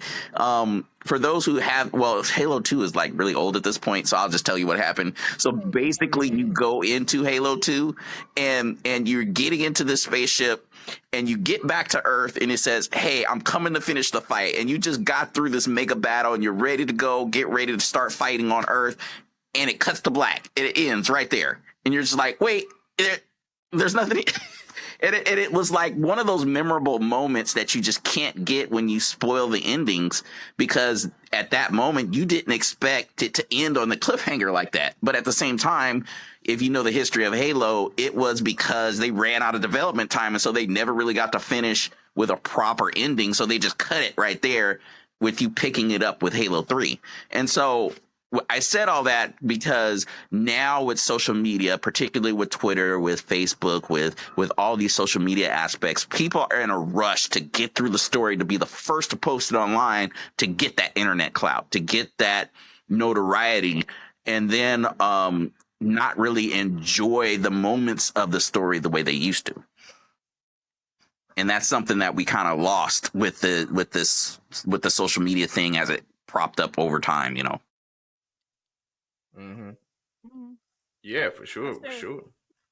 Yeah, you're right. You're definitely right about that. Yeah, it's one of those things, man.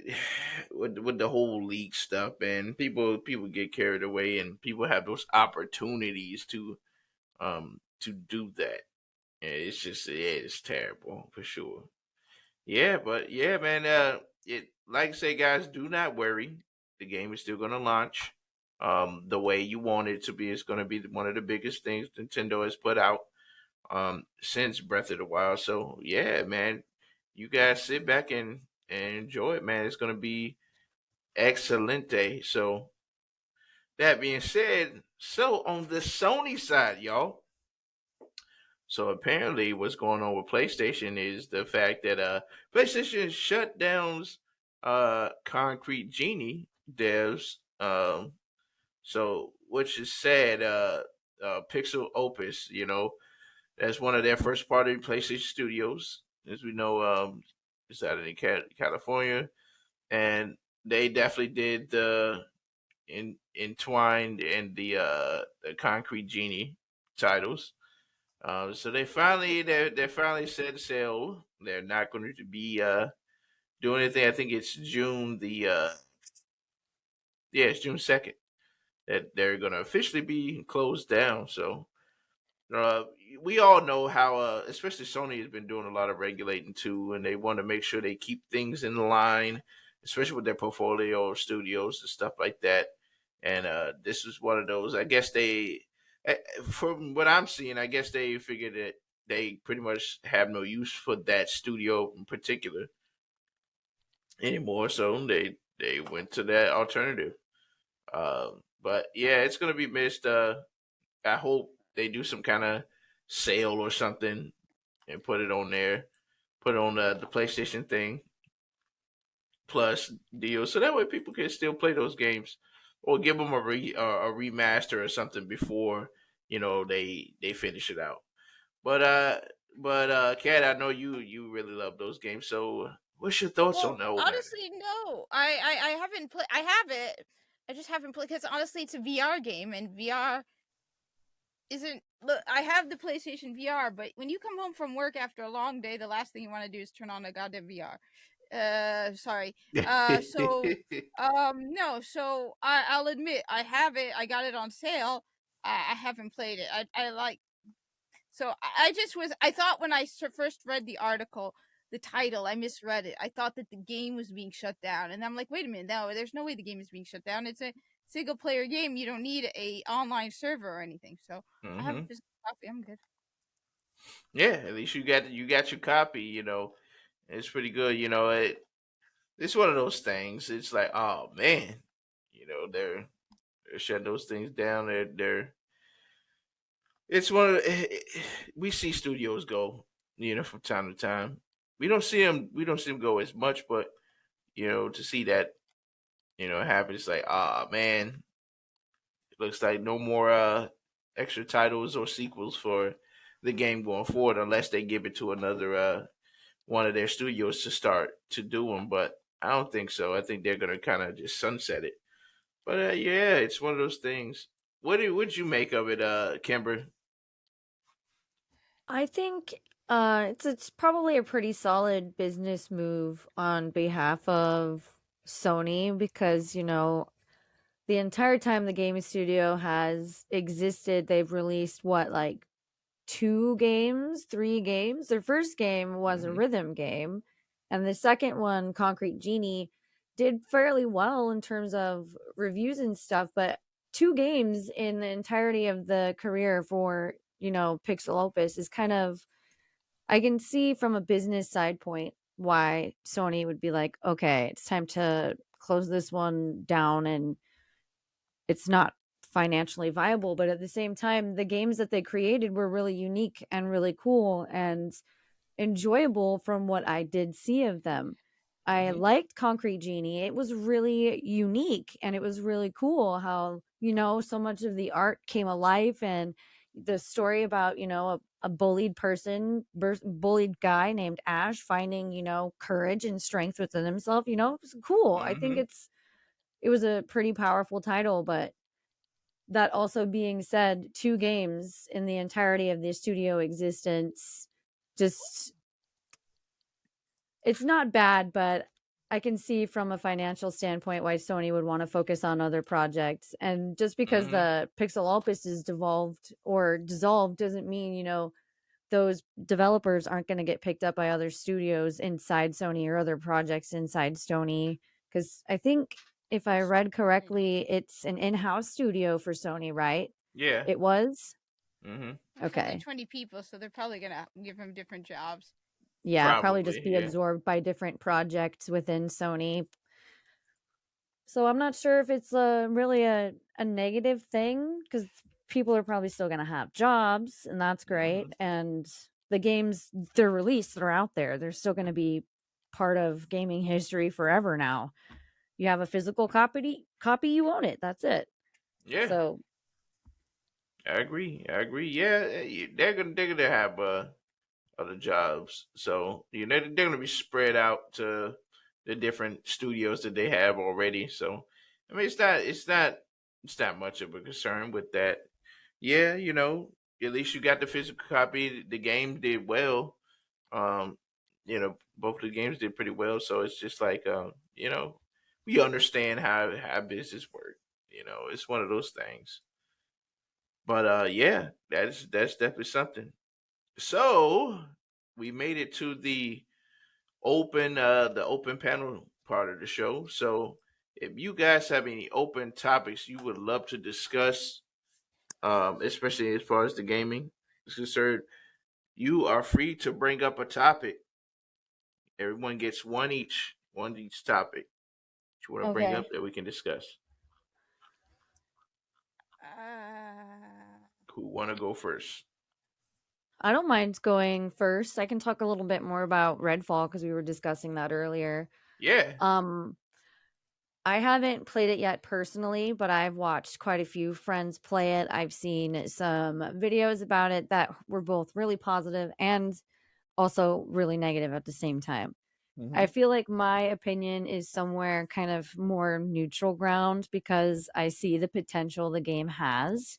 And I Mm-hmm. know it's not going to be left in the state that it's in right now with the AI being what it is and certain things being the way that they look and that kind of thing. I'm not going to like give too much away because I'm not sure who wants to play it or who doesn't want to play it, but I know Mm-hmm. that there's room for improvement and I hope I see that improvement before other titles are focused on or before they start moving on to DLC or whatever. So I'm really hoping that they fix a lot of the problems that I saw. 'Cause some of them are pretty glaring. Like the vampire AI is one of the ones that bothered me the most. It has no Mm-hmm. ability to react to the character aside from just straight out attacking. Like I've seen videos where the character can position a car between their character and the vampire that's attacking them, and the vampire won't go around the car and reroute itself. It just flings itself at the car over and over. And it's like that throughout the whole entire game. And I was like, "Oh no, I don't like that." Yeah, it's that's actually it's kind of weird. It's like, what is going on here? Yeah, it's one of those things. It's just like, yeah, we're gonna have to do is they're gonna do a lot of updates just to really get it to be the way that they intended it, that the whole game to be. I think it's one of those Yeah. things where they're trying to work on it, for sure. The weapons look amazing though. The weapon Hmm. and character design is great. The sounds are really cool. I like the music within the game. It's pretty nice. Overall, it's a cool looking game and it's a nice experience. I Hmm. think personally I'm going to wait until it's a little bit until a few more patches have come out before I really try to dive into it because I know there are some things that are going to bother me and ruin the gameplay experience just because I tend to be a little more of a picky gamer.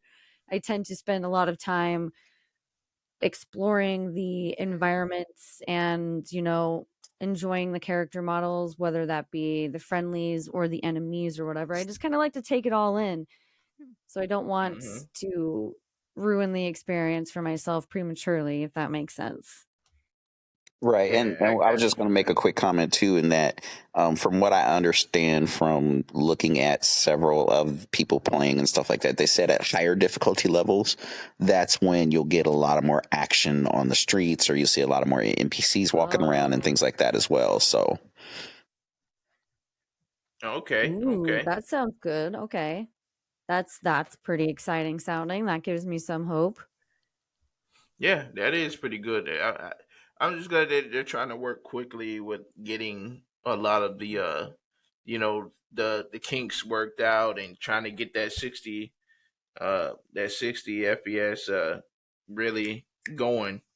Because I know a lot of people really want that as well, and just fix a lot of tuning issues. And it should be running the way people was tending. Uh, what would you estimate? Probably like a couple months down the road, just to get Oh these yeah, things. it's going to take some time because they're going to have to wait for not only game analytics to come back from a lot of people that are going to be playing it for testing and review purposes, but they don't publish reviews. They just give the review to the company. Then they're going to have to test these patches and all that. So it's definitely probably going to be another month and a half before we see some changes implemented. Unless they're already working on them and pushing it out quickly, then it could be different. Hmm. I definitely got one. So, uh, apparently, there's gonna be a PS5 Pro. There's been a lot of things IGN definitely hit on this. A couple of companies hit on this. So we getting word that there's a PS5 Pro expected to release in September of 2023, and it also claimed that the new version of the PS5 will eventually replace the older PS5 hardware. And of course, they're already starting to send uh you know they already started sending the dev kits to first party developers already within a couple of months. Then the third party developers will receive the new PS5 by the end of 2023. So a lot of these are going to be being made. My question is, of course, it's going to also replace Flash with the detachable disk drive that they will have on it Oh. as well, which is interesting. But my thing is, okay, what are you going to add to the PS5 Pro to make it crazy good? Like what? uh, That's my thing. What are they going to add to it?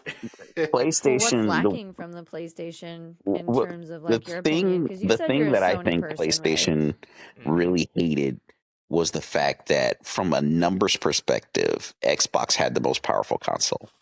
I think it chapped their behind so hard. And I think for them it was like, okay, because they had talked about how PlayStation 4 was the best one, more powerful than the Xbox One and all that stuff. And then Xbox flipped it with the Series X and said, okay, well, I mean, with the One X and said, okay, from now on, we're going to have the most powerful console. And going forward now, PlayStation has had not been able to say that. So I think it really bothered them that with the Series X, they were able to say, we've got the most powerful console ever, and what can anybody say about power anymore? And I think for Sony, they were like, crap, we need to revamp this a little bit, or at a minimum enhance the features just a little bit more to make it that much more of an edge for us. And I think that's where the PlayStation Pro is going to come in. Because, obviously, with advances in hardware tech since the release of the consoles, you got much better lithography going on with the 5 nanometers now. So you can shrink trips down a little bit more. And then, of course, that'll save you money in terms of chip size and all that stuff. So a lot of that stuff will come in terms of saving cost and as well as maybe tweaking the performance just a little bit more to make it that much better. So I think that they want to be able to lay the claim to just edge out the Series X if they can. If not that, then at least cut costs where they can reduce price. So Why? I mean, I hate to say they are outselling PlayStation. So that's like it's not about. It's just so they can say it because nobody's buying the PS5 because nobody's buying the Xbox because it's more powerful than the PS5. In fact, I mean, I've heard people say argue both. I don't know. It's most people are buying the PS5 because the exclusives. I don't know. It seems petty almost for them to be like, oh my god, we have not got the most powerful console, so now we have to make our console more powerful just to say that we have the most powerful console. Yeah, I think so. Me being a PlayStation guy, there's a lot of things that are really solid when it comes to the PlayStation 5 that are really solid, and then there's a couple things that it kind of lacks in certain details of certain things that they really can very much improve on. Mm. Especially even down to their camera accessory. The whole camera accessory is not the best camera accessory, and especially for it being a next gen console, you will have something a little bit more high tech when it comes to their streaming camera accessories. It's pretty much kind of terrible. There's a lot of things like that that especially even thinking about the liquid cooling that was a problem when they first came out. That was a little problem with the whole little liquid cooling type thing. That was It was bad because a lot of people was experiencing damaged PS5s and stuff like that. So I'm sure they're gonna probably adjust that and do something different with that as far as the heating and cooling system is concerned. Xbox got a really well. They really did a really good job with their heating and cooling systems for sure, and I'm guaranteed that they're going to probably improve that for sure with the Pro that comes out. There's a lot of different things that they really needed to work on when it comes to that. A lot of different interface. I'm sure they're gonna fix a couple of things with their UI system. Uh, Certain little tweaks in here and there because there's gonna be a lot of different things, especially internally, from just the power of it. But I mean, in all hindsight, they've done really well. Yeah, as far as the power creep is console wise, yeah, we do have to kind of give it to Xbox with that. But as far as how they've been doing really good with their games and putting out your really good games, of course, different things that utilize their system a little bit more. Yeah. Now, can they put out with the next games, especially they were saying about the dev kits that they're going to be sending out at the end of the year. So, I mean, with that, they can utilize their functionalities of their ray tracing much more, the different technologies much more, and plus, we all got to know that the technology that they put in back in 2020 when these consoles, because they've been working on these consoles since what was it 2018, 2019. The technology then, was next level. But we got to also remember we're in 2023 now, so there's a lot of different type of technologies that they can put into a Pro nowadays that is new on the market that they can add something to it. They're always building, making something new. So we'll see what they got to offer when it comes to that. Wait, so the dev kits are going out by the end of the year, which means the console will probably Yes, be coming out next year.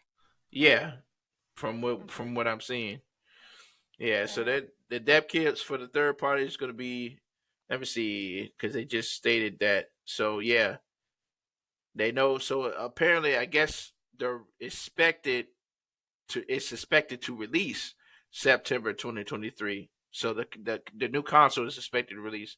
So they've been working on it.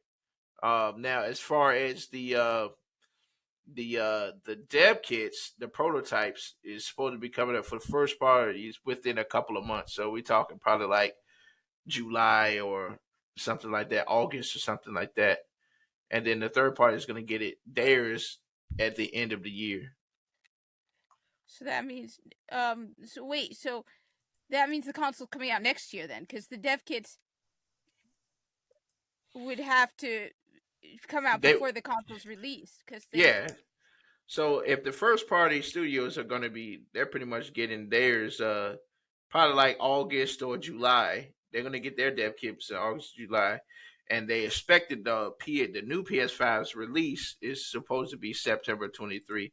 So I Wait, the guess actual console? yeah, from what they're saying, Nah, I don't think that I can no, that see doesn't make them. I sense. can see that January, but I don't know about It September. depends on if they change the APIs underneath the covers, right? I mean, That's true. it all depends on how the builds work and everything else because if their APIs are very much the same and the dev kits are just optimizing it for the new platform, if they have to implement something new, then it would cause them to have to change a little bit of code or change some engine code or something like that. But in Mm-hmm. general, the way Xbox is able to work across platforms so well is the only thing you really have to manage is your memory budget for like textures and stuff like that. So with a PS5 Pro, what you're talking about is maybe you'll have extra shaders or maybe a little more memory. And so Mm-hmm. you're just basically managing higher texture loading or something like that that you would have available with the PS5 Pro. So in general, sometimes the change is not as drastic as going with a whole new console. Like if this was a PS6, yeah, you want to have at least 6 months to a year lead time to do that. But with a PS5 Pro, Yep. a couple months might be enough to get some of the games optimized for the PS5 Pro. So it just depends on what's changing with the dev kits. That's true. Honestly. if this isn't Sony themselves announcing it, because I have heard people announcing the Nintendo Switch Pro and the Nintendo Switch 2 for since one YouTuber that I finally unsubscribed to because he was just getting ridiculous, and it wasn't just about the Switch Pro. But at one I've point, been hearing like, about the Switch I was Pro the for a long first time person too. talking about the Switch Pro. I talked about it before the Switch even came out, dude. That's not something to brag about. So, while you know what, honestly, I don't see them releasing a console till next year, at the minimum, not before next year. We'll Because see. dev kits, you're sending out the dev kits, you're gonna be sending them out, and even if it's a minimal amount of change, they're still gonna send them out a couple months just to give people time. On top of that, this is IGN. Hmm. Yeah, I'm A just gonna couple go other with sources reported on it as well. yeah, and Apparently, five you know, fif- 500 YouTubers at least have been no, every YouTuber who does Nintendo at some yeah, point has they. made a video or 2 or 3 about the Switch in the last 5 years. That's The true. Switch Yeah, 2. On top of that, then there are the people who are like, "Oh my god, is the Nintendo hardware obsolete?" It's like, no, it depends on whether the game is optimized or not, because people were talking about Scarlet and Violet and they're like, "Oh, is this proof that the Switch is obsolete?" No, the game was not done right. So it's just I not don't finished. believe any of these people until Sony themselves say, "Yeah, we're coming out with a console." Hmm. You know, And half the people on YouTube. I think this though. I think they're gonna probably, if it's true, then we should be expected to hear something about it in their PlayStation showcase. They're probably gonna wait to there to do a showcase of it. You know, to say, hey, we're gonna give you guys the look of, because you know they always do the little presentations just like they did in 2020. Same thing with Xbox when they were showcasing theirs, and PlayStation was showcasing theirs. I think if this is true, they're probably going to wait till I think June, sometime in June, is the next is the PlayStation Showcase 2 around that time. Um, that's probably when they're going to show it. If what he's saying is true, that's probably when they're going to showcase that the PlayStation 5 Pro and what all comes with it. Because you know they always like All to right, do a y'all. whole Hold deep on. dive and everything. I don't want to interrupt, but I definitely have to step out now. I All have right. to bid you all adieu. Thank you so much for having me. It was great to meet all of you and talk Mm-hmm. with you and share opinions and just talk about some pretty cool stuff happening in the gaming world. So I'm gonna Absolutely. leave And you all here Kemper, though. Yeah. what can they find you so that way they can get you, and see what's going on with you before you leave. I'm gonna go ahead and post a message in the Twitch chat, but you can find me over on twitch.tv/Kimber please. Just, KIMBRPLS. And the same for Twitter. If you feel like following me there, you don't have to. Twitter is such a place. It's a place. It is a place. It's a wild place. It can get pretty crazy over there. But anyway, thank you so much for having me. It was a pleasure, and I will give you all good night now. Hey, Thanks, absolutely. And Kimber. y'all go Good ahead and talking to you. follow her. She's amazing. She's amazing. She's always over there playing the good old Resident Evil and all that good stuff, man. Definitely go for it. It's always a blast over there. And yeah, so yeah, it's gonna be interesting.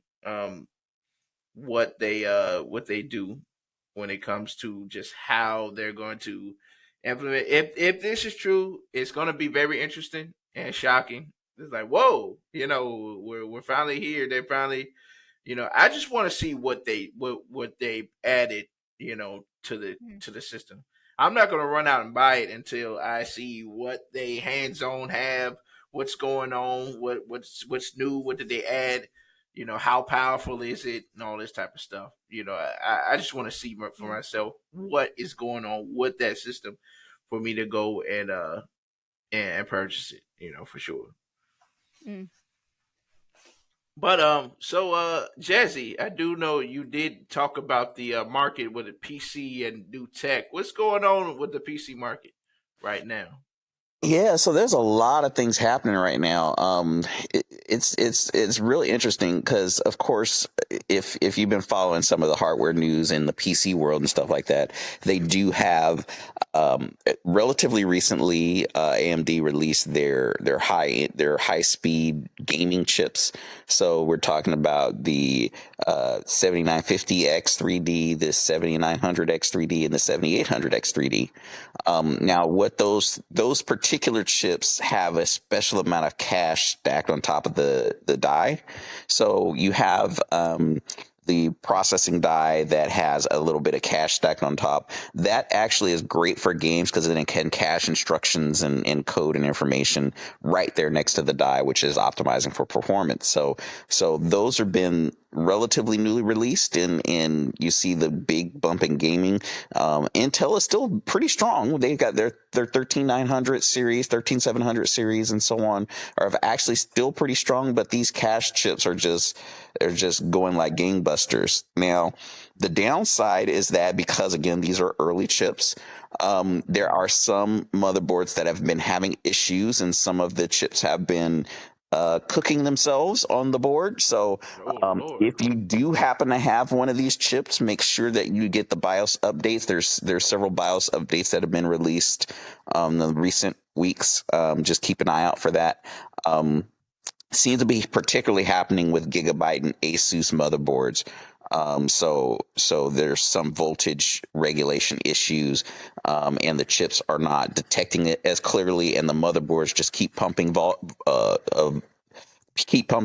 into the chips and slowly cooking them until they're burned up. So you want to make sure that you keep an eye on that, and get your BIOS updated and make sure that's all running. So, but yeah, in terms of market, if you're looking for bang for the buck and you're strictly talking gaming, one of the good values is to go with a 5800 X3D or the 7800 X3D. 7800 if you want the newest tech, but you don't want to spend a lot of extra money, then that's the best route to go. The 5800 is the slightly older model, but it still has the high end gaming features for most of the stuff that you're going to do. And of That's course, you got nice the to know. graphics That's what I cards. The have. graphic cards are always upgrading, so you keep an eye on those as well. Oh, well, that's nice to know because that's the graphics card I have in my computer. It was a pre-built. It's a long story why it's a pre-built. One of these days I'll build my own. But yes, what I have. All right, I have the 6800 XT. That's good to know. Yeah, Nice. that's 6800 XT. So yeah, that's the AMD graphics card. So it's very interesting. If you're into the ray tracing, right now, hands down, Nvidia is winning that battle. So if you're into ray tracing, you want to see the prettiest of pictures, the prettiest of reflections, and all that stuff. The RTX series 4000 series is going to be your graphics card, right? Especially if you got the money for a 4090, it's blowing everything out of the water at this point. So I won't even argue that point. that's However, what I'm hearing. go ahead. I'm sorry. Oh, I was saying that's what I'm hearing. Yeah. Now, to be fair though, AMD is not a slouch. So standard rendering, it's right up there with all of Nvidia's graphics cards. They're right neck and neck. The only downside is when you turn on ray tracing, the performance hit is still pretty strong on AMD side.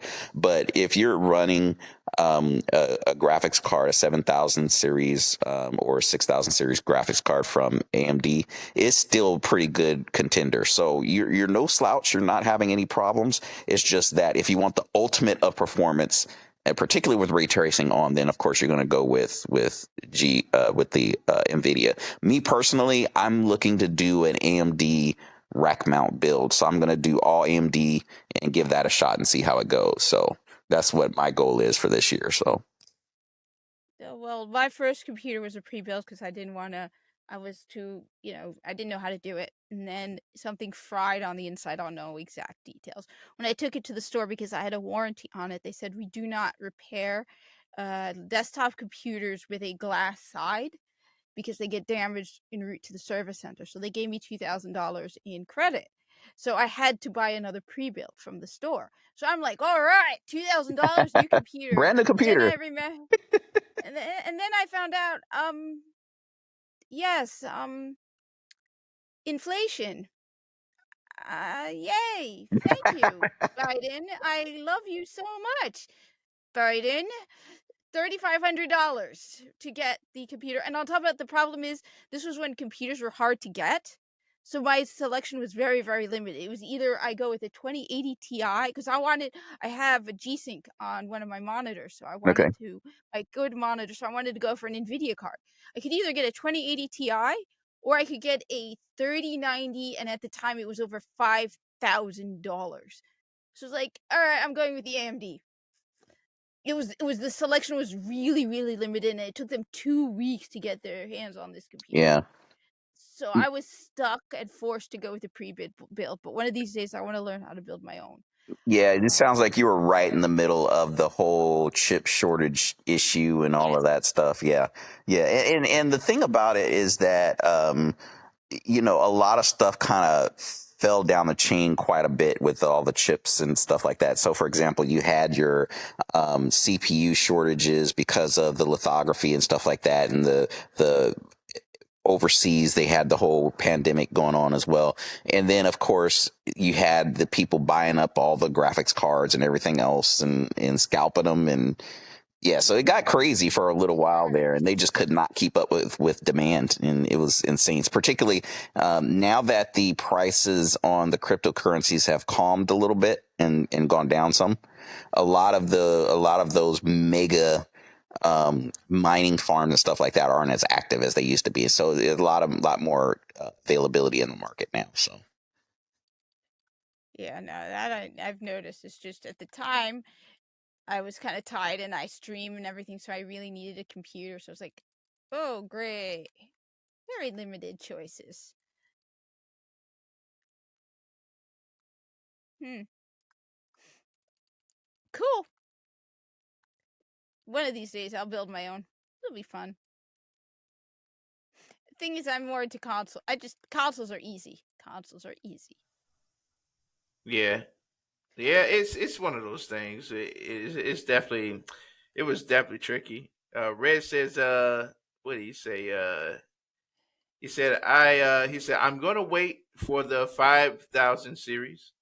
Um, and then he says until I upgrade from my 280, which is pretty nice. And then he said I've never tested AMD. I've always bought Intel and Nvidia. He said that's rough because he never had a pre-built PC, but his brother built all his computers. So I guess do your brother have a company? There is. Let me know. And he said, yeah, that scalping on the 3000 and 4000 series was crazy. Which is Yeah. and like even for me, like there was a time in 2020 I was trying to buy a PC, right? And a lot of things were missing because of the graphics cards being missing. So I kind of lucked out of that, and I was like, oh man, and seeing a lot of cats trying to just build one, and they still lack parts. So I was just well, I guess I'll just have to wait, for a time because I can't I ain't gonna be able to build it. It was tough out here for sure. Let's Yeah. see. Yeah, it was crazy, but I'm just glad now that there's more parts in the market. That they're trying to they fixed a lot of the problems that were occurring in previous years, and now people can get their hands on new tech that they got coming out. So it's pretty interesting, definitely interesting, and that's good, man. That you've been keeping an eye out in the tech world, especially with the PC. And for those of you guys who's trying to build a PC, don't know where to go, or just thinking about different things, it's definitely good to keep your eye on that. He's always in the know, y'all. Always keep that eye on that. But y'all, we finally came to the end. I think this was a powerful show, really wonderful show, and we want to try to do more of these for sure. Uh, my plan is to do, if I can, I would love to do a Destiny show, and then do all things gamer show the previous Saturday, and then the Destiny show this one and the previous. That way we can kind of have both in there. So yeah, I'm loving it, bringing y'all back, and we continue to making these panels and things like that. Um, I do want to have Sovereign on sometime to talk with him from the Iron Lords podcast. So I've talked with him and to have him on. But a lot of things is coming down the pipeline, y'all. We gonna make sure we cover them. But that being said, I definitely want to thank everybody for joining as well. And we're gonna do the floor is yours. So, Jazzy, how can everybody find you, man? And what you got coming up? Oh yeah, thanks man. Thanks for having me back again. It's always fun talking games, talking the industry, seeing what's going on out there, everything else. You guys can find me on I'm pretty much everywhere as Jazzy Noop Xbox, JAZZYNUPE Xbox. I am on Mastodon as well. You can also find me on Facebook, on Reddit, and I'm pretty much everywhere. If you're not sure, go to gaming.jazzynoob.net and you'll find me. All my profiles are listed. So streaming everywhere. So whenever I do stream, it'll be there and you can find me in all those profiles. And again, thanks for having me, man. It's always good here talking to you. And let's do this again whenever you got time. Hey, yeah, man, no doubt, man, because we got a lot of stuff to still cover, man. We definitely gonna do this again, man, for sure. I had a good time, you know. So Oh, and yeah, real we quick, we trying to apologize get about it. the connection. I was trying something new, and it just didn't quite work right. But when I restarted my machine, then things got cleared up a little bit. So Oh yeah, it's good, Yeah. man. You crystal clear right now. You've been crystal clear for the last half hour, so it's been pretty good. You And know. everybody was answering you, and I'm like, oh my god, is it just me? Am I the only one who's answering the word you're saying? yeah, it's like Yeah, yeah. Yeah, you was going hard, man. You was doing your thing, man. Yeah, I mean, really great discussions today, man. I think this is one of these topics. A lot of people are fired up about. In the community, and I was like, we're gonna give us the perspectives, right perspectives, and just challenge the narratives and see what's going on and see inside putting ourselves in different shoes. I think this was an important topic to cover for sure, yeah, especially when something like this and this magnitude, especially with the Activision thing, um, that scope of magnitude, we yeah. gotta sit down and talk about that. And that's Microsoft's biggest deal they've ever done. That Yeah. speaks to where they're investing, how they're investing in gaming going forward. It's their biggest deal. I mean, even things like Skype and stuff like that weren't this big. So that tells you how much they're putting their foot behind it and everything else. So for anybody questioning Xbox and the brand of Xbox and all that stuff, you're going too far. It's okay. They mess up. They're not managing things quite right, but you know what? The revenues are up. Game Pass is still making them tons of money every month, and they're going to be okay. It's just a matter of as long as they stay the course and correct the things that they're doing wrong, they'll be all right. Hmm. Yeah, absolutely, man. You hit it on the nail. And like I said, yeah, it's a big asset. It will change the industry for sure. This is something that we haven't seen, you know, like this and this magnitude, in the gaming community, in the gaming industry. So this is something that it's exciting to see what happens next and how things is gonna go with this. And yeah, I mean, I understand people have their reservations, their concerns about the industry, what's gonna happen. It's gonna change up a lot of things, but seeing what's gonna happen, we'll see. It's all a wait and see. But for right now, enjoy your games, keep playing, keep grinding, and let's root for all these companies, man, to continue to make solid products. You know, Absolutely, absolutely. that's That's the what we name of the want. game. hmm we want to sit down and then say, man, I enjoyed all of these games. That's all. We want to enjoy them and have a good time. So that's the name of the game, y'all. At the end of the day, it doesn't matter if you're Sony, Switch, Nintendo, whatever, Sony, whatever. You know, if you're able to sit down and enjoy what they put out and its quality, that's all that matters, man. It's all that matters. Being able to play with your friends. We don't hate on everybody because they're on a certain side. That was way back in the day. It's all about playing together, man. That's why crossplay is as big as it has ever been. People love that and people enjoy that. Being able to play I play with my PC guys, play with my Xbox boys, my Switch boys too. I'm glad to see this. I think it's pretty cool, and I'm excited to see. I want to see because most important, I want to see Xbox win, man. I definitely want to see them win. I hate to see when things like this happen, and I know they're on their way to fix a lot of these things, a lot of these problems, so they can get back on track to where they want to be. So just keep on giving them hope and giving them that encouragement. And say y'all got this, man. Yeah, at the end of the day.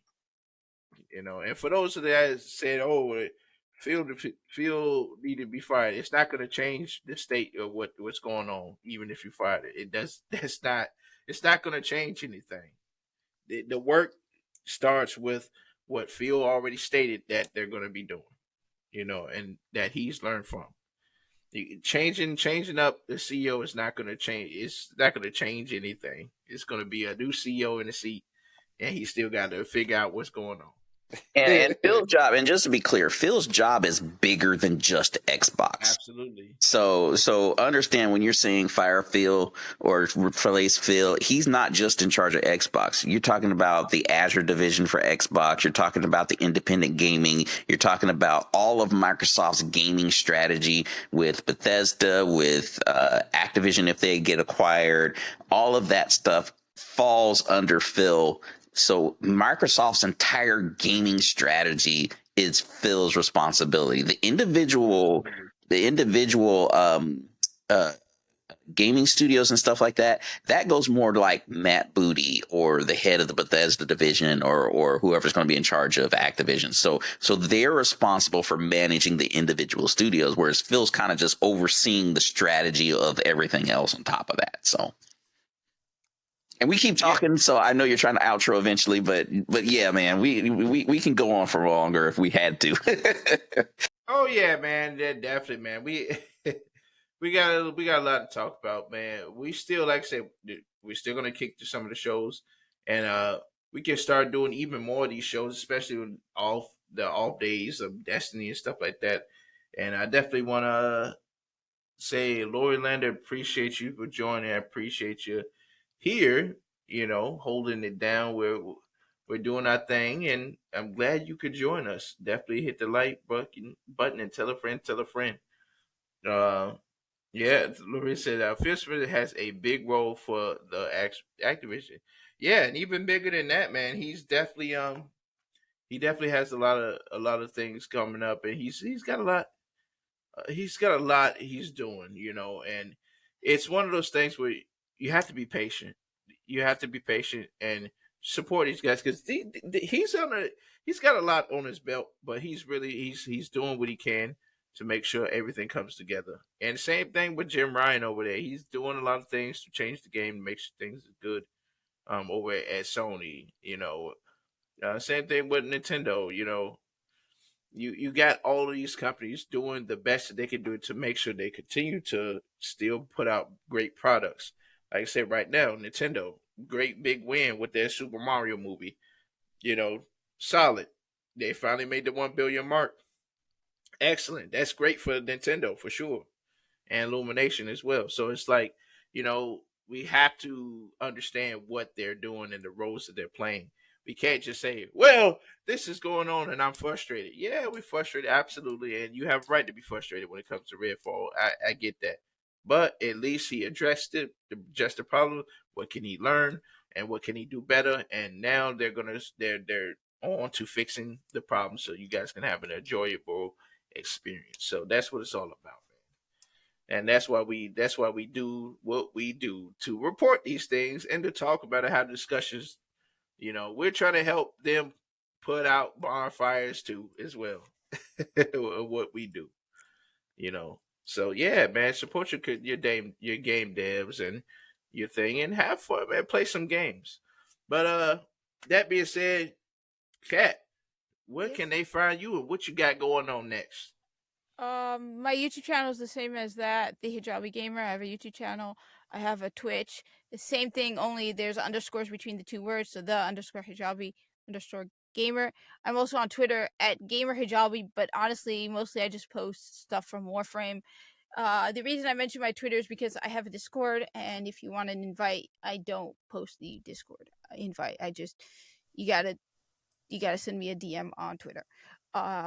Tomorrow is Warframe Sunday. Me and a bunch of friends, we get together, we play Warframe. We're always open to new people coming to Warframe. Warframe is free. It's on PC, Switch, PlayStation, and Xbox, and crossplay is available. So I've played with Switch people, PC people, Xbox people, PlayStation people. So we have the chat in the Discord, and I'll live stream Warframe, and so people are welcome. Other than that, yeah, I have a YouTube channel. I do a bunch of stuff. Just yeah, but the main thing is Warframe Sundays. We play a lot of Warframe. Hey, that's pretty cool. Yeah, guys, make sure that you go follow and remember you got go follow. You know, they're really good people. She's really solid. You know, she's always having a good time, having great discussions about gaming and all that type of stuff. So you definitely go follow, give her a follow, man. Tell her the Last City Radio sent you. Yeah, and as you know, P. Carlisle Gaming, the one and only. I'm always down to doing what I do. I definitely appreciate y'all, man. For sure, you can always find me P. Carlisle Gaming too on Twitter, as well as I always post motivational things. I do polls and everything like that. And I'll be doing a poll tomorrow, actually. You know, so discussing certain things that we talked about today, and see what you guys, what the people think about everything. So yeah, definitely follow me on there. And of course, on the channel that you seeing right now, tell a friend, you know, Picala Gaming on Twitch. And for those of you guys who didn't get a chance to catch the live again, I'm gonna post it on Spotify. And if you haven't, go ahead and punch in the Last City Radio on your Spotify, Apple Podcasts, wherever you listen to all your lovely podcasting. Go on there and you will find us on the Last City Radio. So that being said, I appreciate all y'all, and we're gonna go ahead and raid out of here. And I'm gonna raid one of my good friends. So I appreciate y'all for being here. And it's always a pleasure, you know, being able to talk with y'all, man. For real, it's cool, man, to get a chance to talk gaming, man. I don't get a chance to do it all the time, but we're finally here. So I definitely appreciate all you guys for coming in chat. Man, you guys are MVPs for sure because yeah, we wouldn't be able to do what we do if it wasn't for you guys always coming through and supporting. I think that's important, you know, to have people on your back, always doing what they do, supporting and always saying, "Yeah, man, we rock with you." So I appreciate y'all, man. It wouldn't be possible if it wasn't for y'all, man. We wouldn't be doing this day in and day out. So definitely gonna go ahead and raid Bad Girl Ty. She's playing some Destiny 2. Good friend. Hey, show her some love, man, and tell her that the Last City Radio Center. She is an exceptional Destiny and hardcore in-game PvP, PvE. It doesn't matter. She's always in there doing it, and I believe, she's doing some dungeons tonight. So and Grandmaster. So go over there and say hello. That being said, we are out of here. All right, guys.